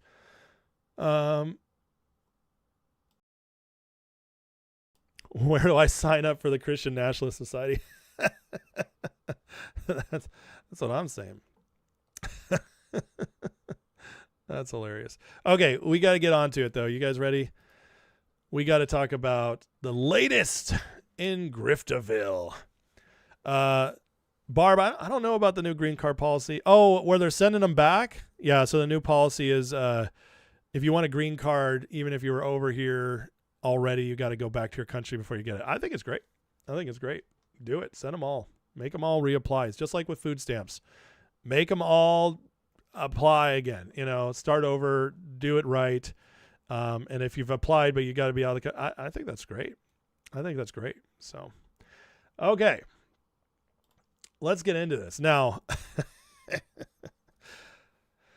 all right. So Candace Owens is getting the full on she idolized treatment from the left now. And this tells you kind of all you need to know, right? The MAGA grifters. This is Sam Stein, reporter from the Bulwark, where Tim Miller, who was a former Republican, went over, created this whole leftist TDS, we hate everything Trump does, podcast and show on YouTube, newsletter, yada, yada, yada. And now they're reporting that they know so much about MAGA that Sarah Longwell, who does our focus groups, and listen, I know all this because I used to watch this show right after Trump won the 24 election because them freaking out was absolute hilarity. I had the time on my hands, and so I just enjoyed listening to these people and listening to them crash out over stuff. But they get more obnoxious the more they kind of get the wind back in their sails. So I haven't listened to them in a while. But Sarah Longwell does all these focus groups, and she's always reporting to the Bulwark that I know MAGA, and this is what MAGA is actually doing. And so this is the story they're running, that in these focus groups, a name keeps popping up among MAGA voters as someone they'd like to see lead the ticket in 28. That someone, Candace Owens. And so they're pushing this big story that we're not talking enough about President Candace Owens. I mean, first it was Tucker Carlson, then it was Joe Kent, then who else did they throw out there? I can't remember all of them. But you see what they're doing, guys? They're trying to get some traction here. They're trying to make us so we don't trust our own eyes and ears anymore. This is crazy. It's so obvious. It's so stupid, but it's hilarious. So we'll laugh about it because it won't go anywhere. And, I did an entire video on how Tucker Carlson and the Joe Kent thing is so absolutely insane. No influencer's ever going to become president. You just don't even think about what goes behind being a president. You have to have, so much money behind you. You have to have the ability to create a movement. There's just, it's crazy. Like Trump is the only person ever to become president who was not either in the military or formally served in government. First in our entire history. And yet he was a billionaire who had name recognition for 40 years and was a huge TV star. And Trump just way better known than Candace Owens or Tucker Carlson ever would be. Also, Trump had when he first ran, it was on his side that even Democrats at that point didn't quite know what to think. They were like, this Trump guy, he sounds kind of crazy, but isn't that the guy from Home Alone 2? Isn't that the guy from the tabloids in the 90s, The Apprentice? So all this stuff just was in Trump's favor. That is just not in the favor of Candace Owens or Tucker. These people, guys, when they throw this stuff out there, there is no chance in hell it'll ever happen. In fact, these people can't, it's one thing to listen to a podcast. It's another to cast your vote for somebody. These people won't even make noise in the primaries. But why are they pushing it so much? Well, it's to distract, it's to discourage, it's to make us feel as if these people are much more popular than they actually are. They have to remind you because their popularity is cratering. Candace just had Hunter Biden on. She lost a lot of her fans over that. She's lost a lot of her fans over many of her predictions that didn't come true. She's lost a lot of her fans over her contradictions. This woman it's been getting worse and worse for her. And what do? When she's losing support and all this, they run a piece about how she's going to become president, how MAGA wants her to be president. The latest poll on Candace Owens and MAGA is 17% approval. So how do you go from losing all that to having absolutely pretty much no support to being the name talked about as president? Well, you only get there one way, and that's when the media is trying to prop you up as if you are more important than you actually are. It's like asking for, $10 to borrow. You get rejected, and so instead you ask for 10,000. You're like, well, I might as well go for it because you never know. They might say yes. That's what we're watching here. So amidst all this, so as they're pushing her for president, we get Candace this week said she's going off air next week because she's going to Russia. How interesting is this? This comes after Russian state media, RT, has spent over a year amplifying Candace's attacks on Jews, Trump, as well as Charlie Kirk assassination. Comes after Putin's advisor, Dugin, has been praising Candace and recently said he wants to meet her. Oh, really? It's Dugin again. The guy who keeps showing up, whether it's for Tucker, Alex Jones. Funny how this guy keeps showing up. Dugin recently on video saying he supports Russia selling nukes to Iran to destroy the United States. Yeah. Why else would you go to Russia, Candace? Here's the actual clip, just so you guys know Laura Loomer's not wrong on this one. Going to be off air next week. Next week, I'm actually going to St. Petersburg.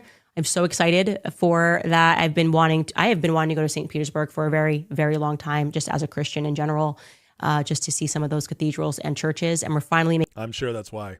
Yeah, because influencers who have been a part of being anti-Trump, saying like, what's Trump doing with Putin and all this stuff, they love just going to Russia to just on random occasions. Yeah. And again, the Dugin name keeps popping up. So I thought it'd be a good time to actually look at Dugin, because so few people actually know who this guy is. Now, Dugin is obviously, he's got some influence. He's got almost 500,000 followers on here.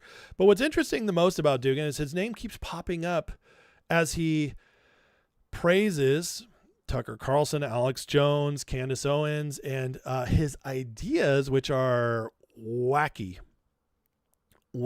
crazy, Looney Tunes, kind of deep state, scary ideas keep popping up in their shows. And they keep leaning in these directions. All of a sudden, Tucker had Dugin on recently, right as Tucker's in the midst of his big turning against MAGA and Trump. And so there's a lot of reason to believe that this Dugin guy is kind of maybe the mastermind behind some of this. He's coordinating the messaging. I don't know. We don't have any direct ties, but let's just look a little bit at like what this guy puts out there. Here he has a whole blog on why capitalism and technology are evil. He is constantly reposting stuff like Alex Jones. Tulsi Gabbard leaving is now the end of MAGA. That's his latest blog. It's a hodgepodge of all this crazy stuff. Here is Candace Owens retweeting her. Candace Owens says the entire world's being run by sadistic criminals.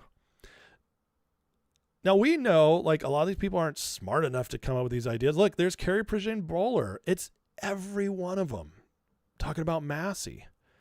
All the grifters I cover over and over again, he's spreading everything they're sharing. Big fan of them.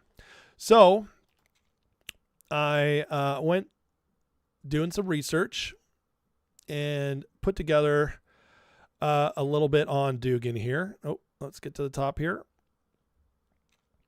Where is it? This is not the right one. Sorry, guys. Give me a second here. This was not the end of my... Hold on a second. I put together an outline, and it's not coming up. So I wanted to show you guys his history and where he's at now and how we can see his connection to some of these people. So let me see here. It is... Did it not save? This is going to suck if it didn't save. Sorry, guys. Give me a second. I did all this work today and you didn't save it, Grok. I'm going to be so mad. Be so mad. This is a big anti... Here we are. Finally. My God. Okay. Here we go. All right. So here's a little background on Dugin. All right. 62. So he's 64 years old. Political philosopher, geopolitical theorist, ultranational ideologue. A leading proponent developer of Neo-Eurasianism. We'll get to that in a second. Author of a couple books. Born into a family of GRU Colonel General Geli Alexandrovich Dugin. 1980, joined the Yazinski Circle, an avant-garde dissident group involved in Satanism, esoteric Nazism, mysticism, seances, Sufism, and occult practices. Adopted his alter ego Hans Slavers, referencing Nazi paranormal researcher Wolfram Sievers. Joined the far-right Pamyat Organization 88, founded Eurasia Party in 2002, lectured at Moscow State University until 2014. No official position in the U.S. government. Here's his core beliefs. He advocates Neo-Eurasianism. Russia as a central heartland leading a multipolar Eurasian civilization against Atlanticist liberal hegemony. Developed the fourth political theory as a rejection of the three main 20th century ideologies: liberalism, communism, and fascism. Now, what he hates is traditional liberalism, not liberalism as we see it today. Rejects liberalism's individualism, human rights, democracy, globalism, and universal values. Again, this is traditional liberalism like the founding fathers believed, okay? Not what is on, not what we think of when we think of liberals on the left. Where is it? He's anti-capitalist. Views liberal capitalism as a destructive force that alienates people from tradition, ethnos, family, and organic society. Describes it as a suicide machine. Anti-modern technology.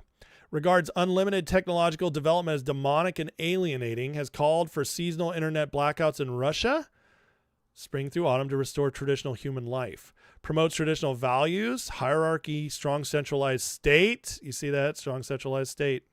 Always socialism and Marxism. Always. Religion, family, and ethnic cultural identity. Supports creation of Russian-led Eurasian Empire uniting Slavs, Turks, Arabs, and others.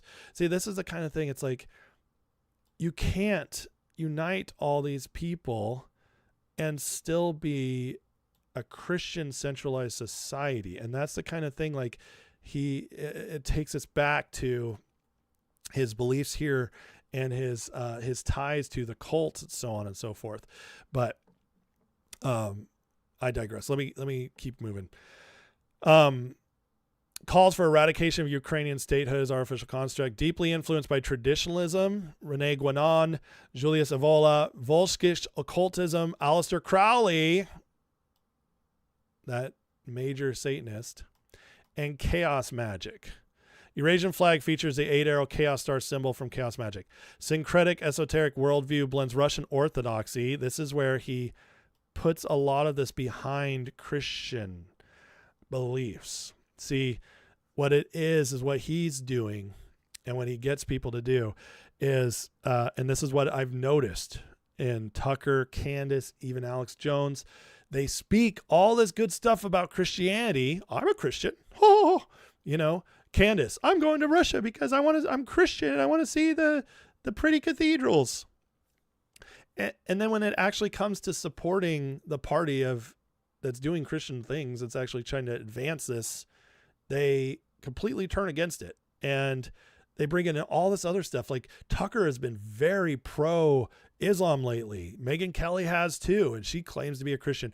You understand, this all stems here. This all goes back to the uniting Slavs, Turks, Arabs, and others. It's a blending. It's removing the differences. Those differences are important, but it's removing all that, and it's degrading our culture into kind of like this centralized statism.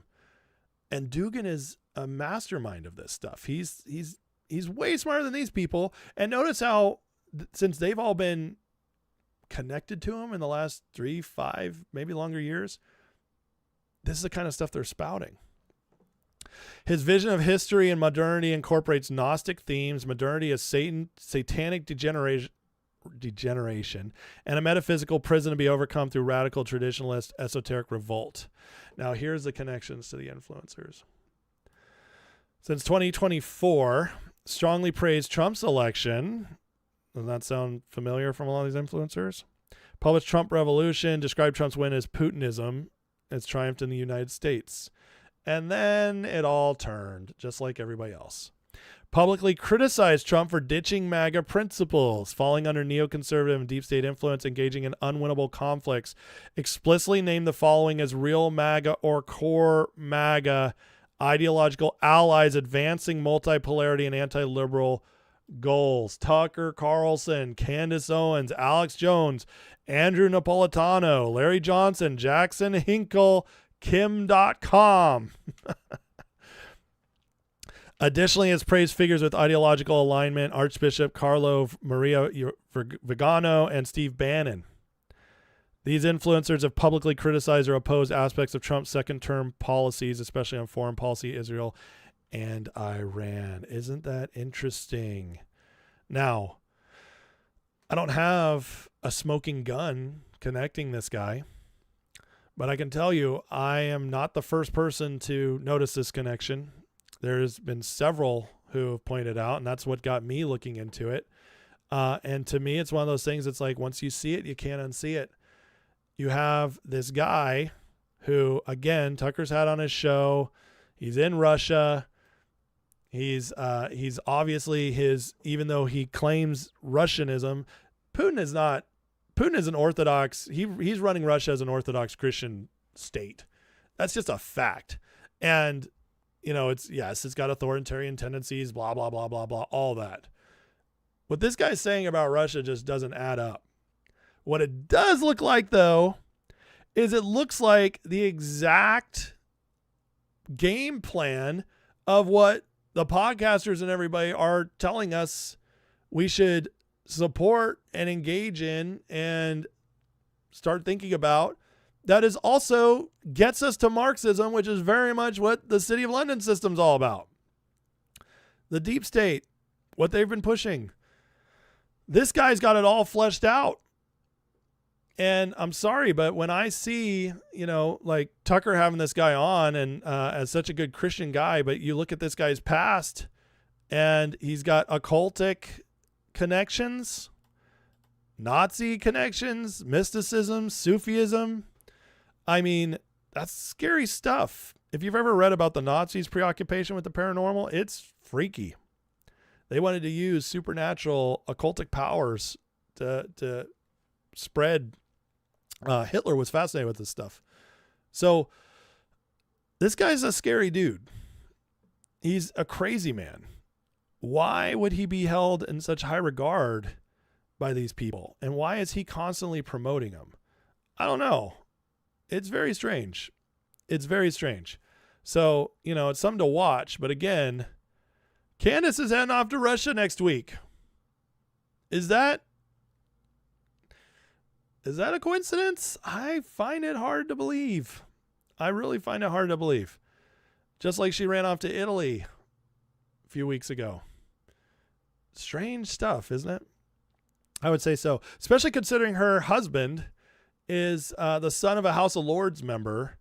And Russia is not exactly the friend of UK right now. If it ever has been. I don't know. Pretty crazy stuff. And so just want to highlight all that to you guys and show you. But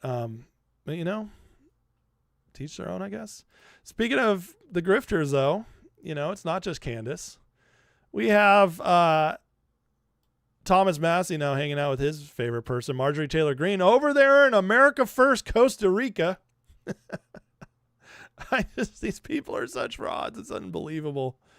That's the first thing he did after losing his primary. Lying to all of us that he's going to release all these names he's somehow still got that he's never going to release because he just doesn't have them.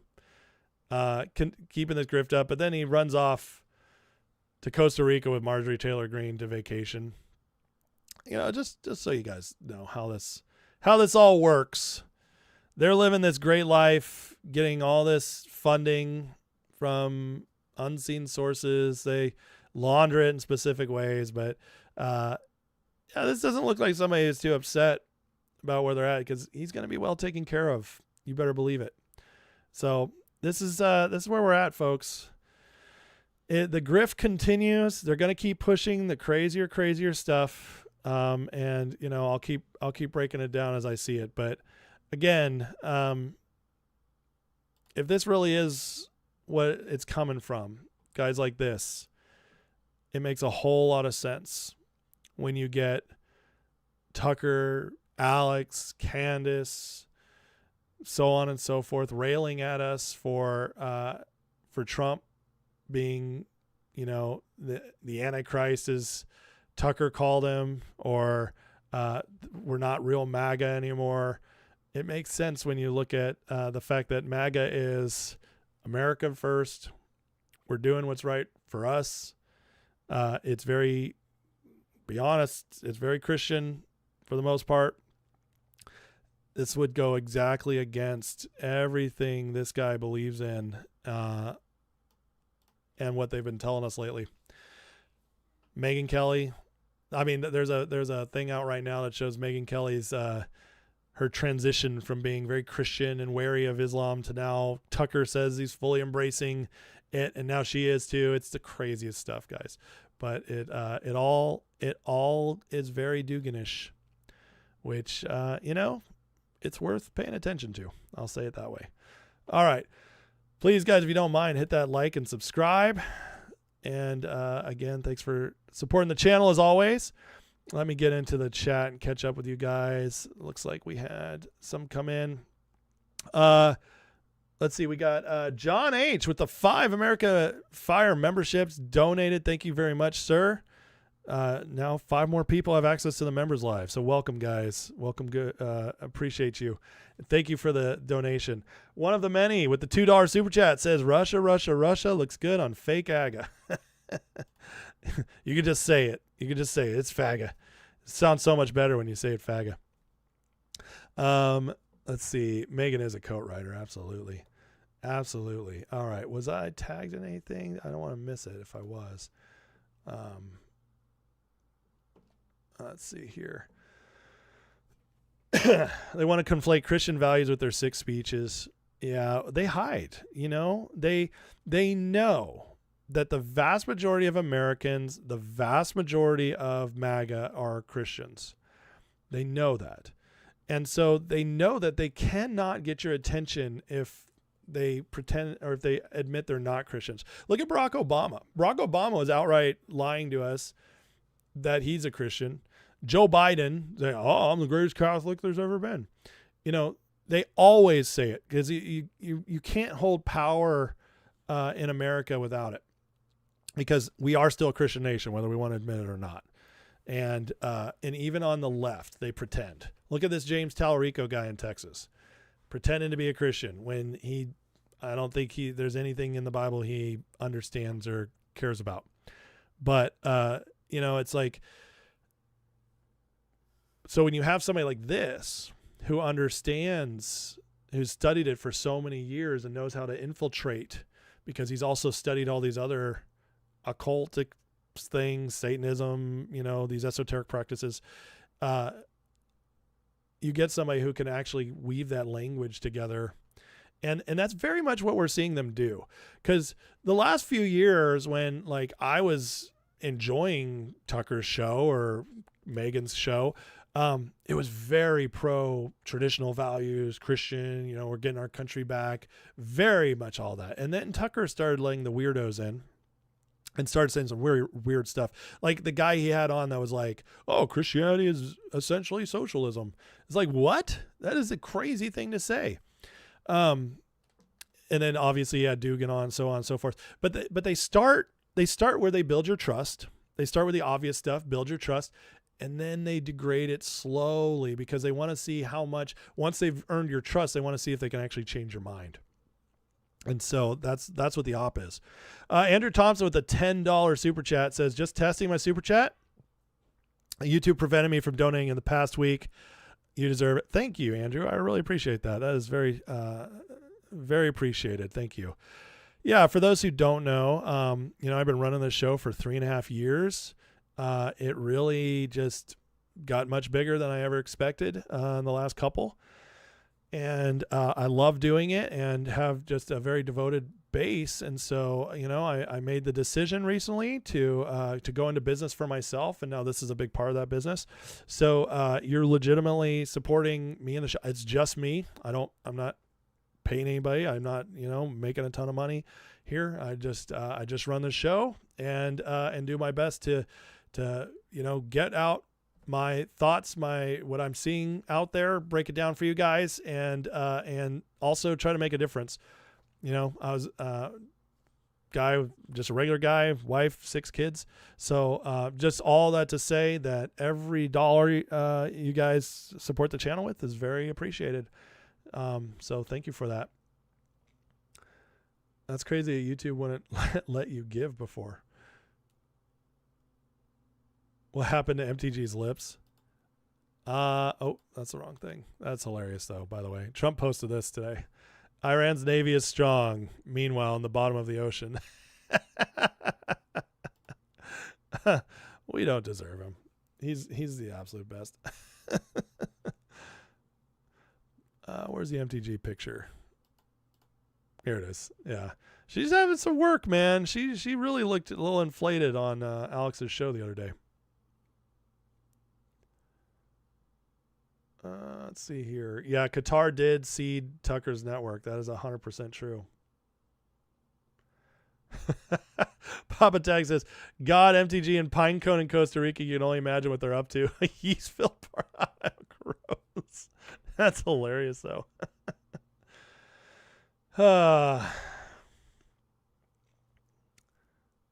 MTG never did anything. That's a fact.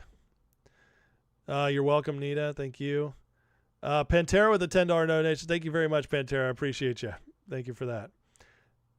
No, next time throw a comment or question in too. You're guaranteed to get it answered. Violence and Poetry says, you might say your base is based. I'll see myself out. Here all week, folks. See myself out. Castellum says, authenticity is desperately needed in political world. Show will grow. Don't ever take the... Oh, thank you, man. I will never take a call. Listen, I'm never selling this. I don't want to be... I'm 42, worked since I was 16. Worked for people for 26 years, and with a small period where I tried to be self-employed before, but didn't work out. And, trying again, older, wiser, learn some things. And yeah, it's like, I love it, but I'll tell you what, you know what I love more than money? I love freedom. I love not having to punch a time clock anymore. I love nobody telling me what I can and can't say. That's beautiful. That's worth it. And so that's what I'm trying to build here. And it will always be, even if it grows, it will always be my voice in this channel. And I will never, if the red media comes wanting to buy me up and make me part of a network, that's not going to happen. I will always maintain full control over this show. That's a promise.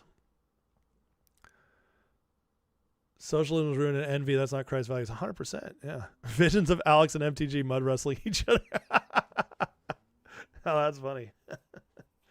Let's, while we're here, let's take a look and see if there's any news coming out of the cabinet meeting. That's something I'd be interested in seeing here.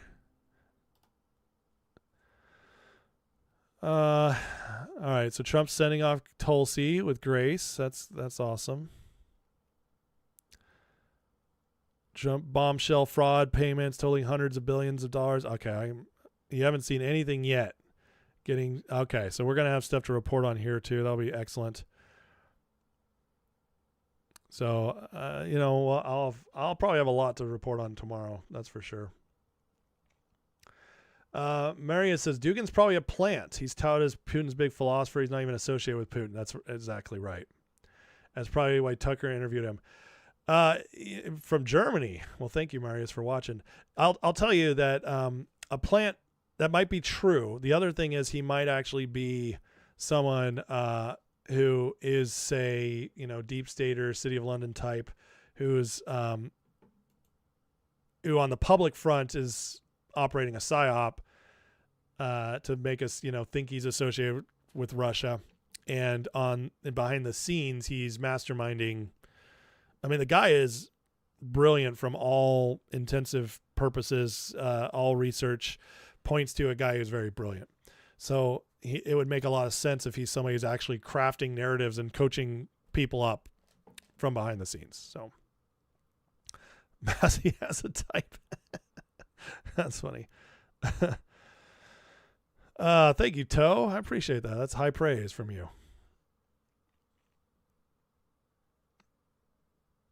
Daisy says, tired of hearing people saying their small business didn't work out. Too common. Taxes and high rents puts out most businesses. It's very true. But I think it's going to get better with Trump deregulating and making taxes lower. It's going to be easier and easier to get small business out. It will. Just figuring it out, though. Trump's pushing for Middle East countries to join the Abraham Accords. Yeah. My thoughts are that Trump, well, I talked about this a little bit the other day when he first announced it, but here's the deal. Trump is not, Iran is just a part of something much larger. And so what Trump's trying to do with the Abraham Accords, he wants to be the guy who brought peace to the Middle East. He just does. Trump wants to leave when he's finally done being president. He wants to leave with America to be as stable as it's ever been, which means the world is as stable as it's been in modern times. That's why he's trying to create, closer ties to China, Russia. He's making deals with people we considered our enemies for a long time to bring us closer so that there's leverage over each other, so that they lose something if they act out, and we can penalize them. It creates leverage, and leverage can create peace because you just don't want to bring the consequences of messing around. So that's part of what he's doing. And he's creating ties in the Middle East, economic ties. I mean, think of how he went in, and this is at the beginning of his term last year, went to the Middle East, visited all these countries and came out with all these deals with them. And they welcomed him like a triumphant hero, like a king. So he's beloved in the Middle East, and in making all those deals, it's like now everything's calmed down. Since Trump came in 2017, the Middle East has been much calmer than it's been prior to that. There's still stuff that happens. I'm not saying it's been perfect, but much calmer in general. And that's Trump's effect of having like all these countries get tied into each other, and instead of just being on their own and getting mad and lobbing bombs, or he's forcing them to like interact and make deals and all that. So that's why he's doing the Abraham Accords. He's seeing an opportunity where all these nations right now are united against Iran because Iran bombed them when they were attacked. So all these Gulf nations now are pissed at Iran, and Trump sees an opportunity. He's like, well, you guys are all kind of united right now. Why don't I push it even further so it lasts? And I think it's brilliant, and I think it's something worth going for, because I think if he can get them all to sign the Abraham Accords, you can never predict there'll be lasting peace forever. That's just stupid. It's impossible to ever predict that. But you could have an extended period of time of peace, which could be 5 years, it could be 20, it could be 100. And imagine how good that is for everybody, the world, the people involved for that time period. It's worth going for. And Trump sees like there's no downside to going for it. So try. That's my thoughts.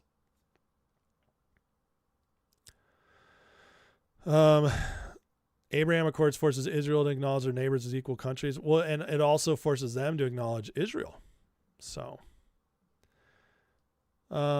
is AdSense going away for YouTube? I don't think so. YouTube's always going to play ads.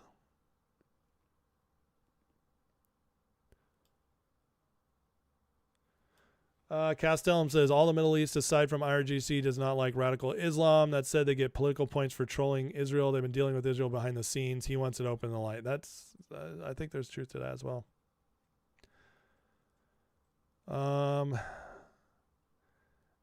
Lisa, I completely agree with you. Dispensationalism is poor theology, in my opinion. WAP gets frustrated with people losing their minds over gas prices. It sucks the status quo is not working.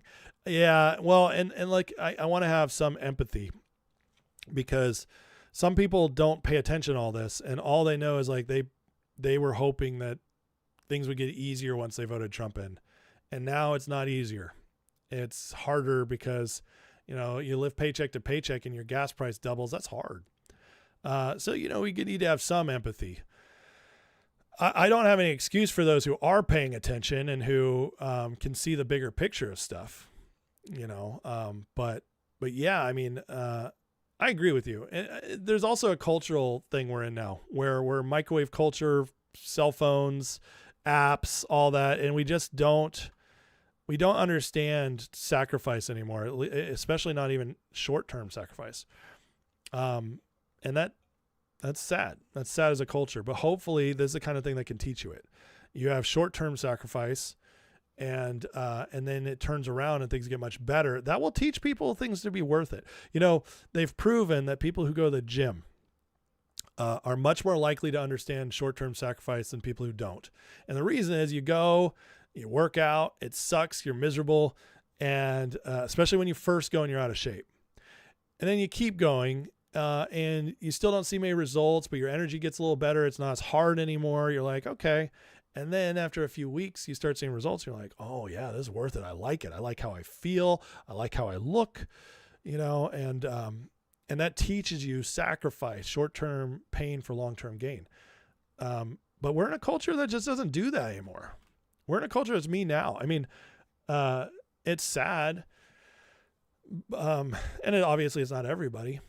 But because I'll say this, eventually life teaches you one way or the other. Life teaches you, and your choice is to go along with it and learn the lesson, or to just stay miserable. So that's what you got to look at, you know.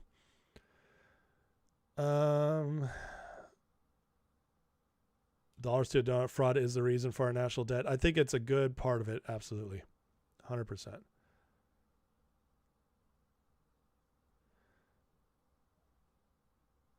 Near the end, peace for 3.5 years. Yeah, I just don't agree with that theology. And I teach it in my Bible class. Trump stopped at Stacey Abrams getting her $2 billion, $29 billion in Soros grants cut. That's crazy. That's such a crazy thing. Nikki says, unfortunately, voting doesn't mean instant gratification. There's always a time of learning and repositioning. Yeah, have empathy, but also understand, like, tell them that. I say that all the time. When people complain to me about Trump, I'm like, is it over? Has he had 4 years yet? Like, no, he said he was going to do this. I'm like, is he king? Well, no, but is the Senate doing anything? I don't know. I don't even know what the Senate does. Exactly. There's your problem. It's like, I tell them all the time, they're like, I can't believe you're not mad about this. I can't believe this. I'm like, I gave him 4 years. I'm not worried about it. Talk to me when the 4 years are over. I say it all the time. And that, you know, what are they going to say? Well, I voted for 4 years too, but I thought it'd happen quicker. Okay, I'm sorry. It's like, I'm sorry you have no patience. I'm sorry you don't understand how politics works. Did you go to public school? Okay, now I understand why you don't know civics. All right, fair enough. If you ever want to learn, ask me. I'll help you.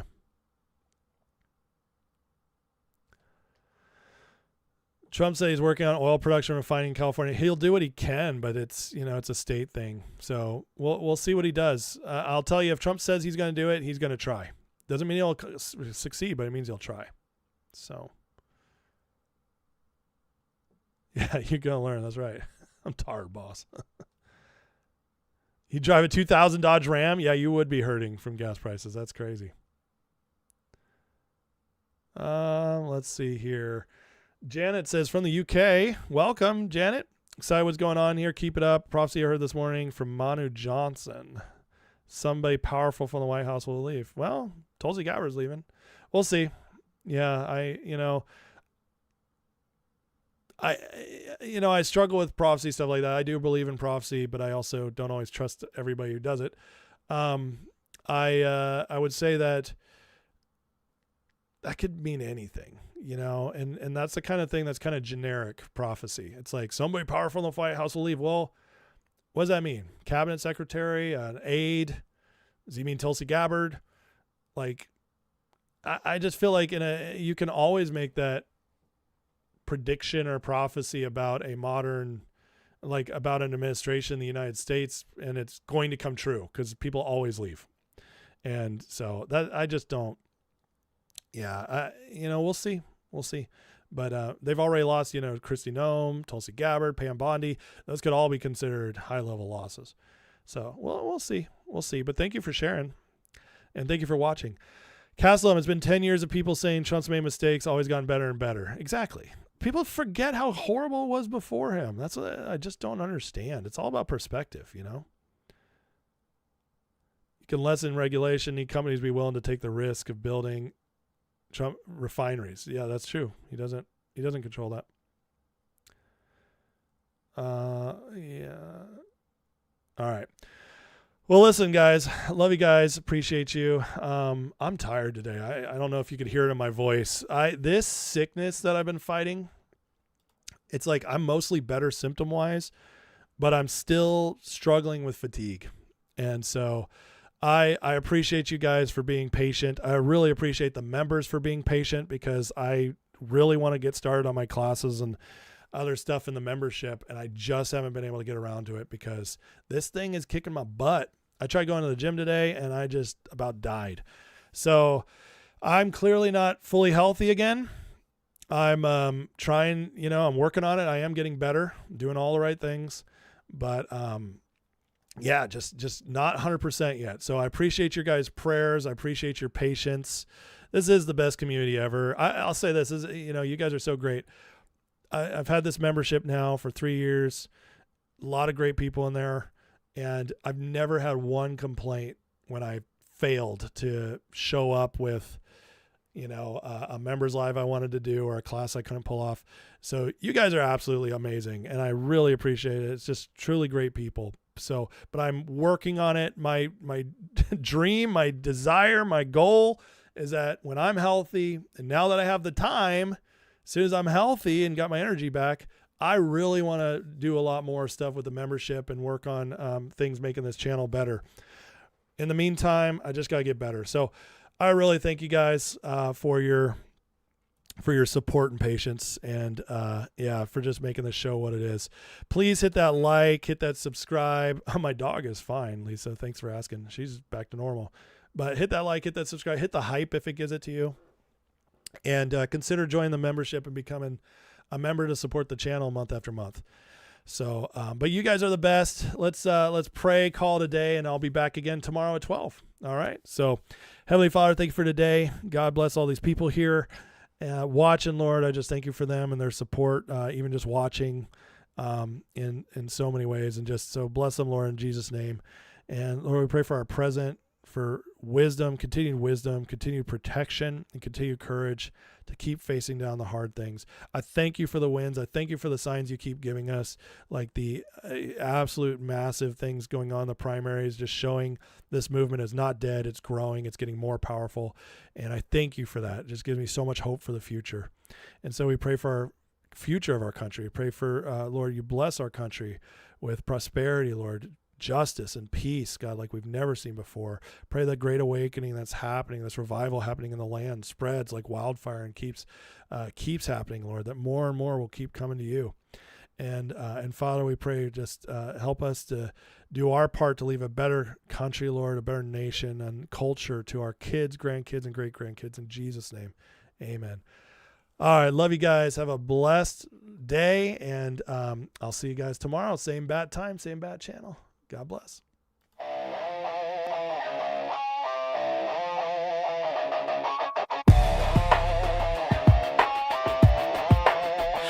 Headlines screaming like a siren at night. Red and blue shadows.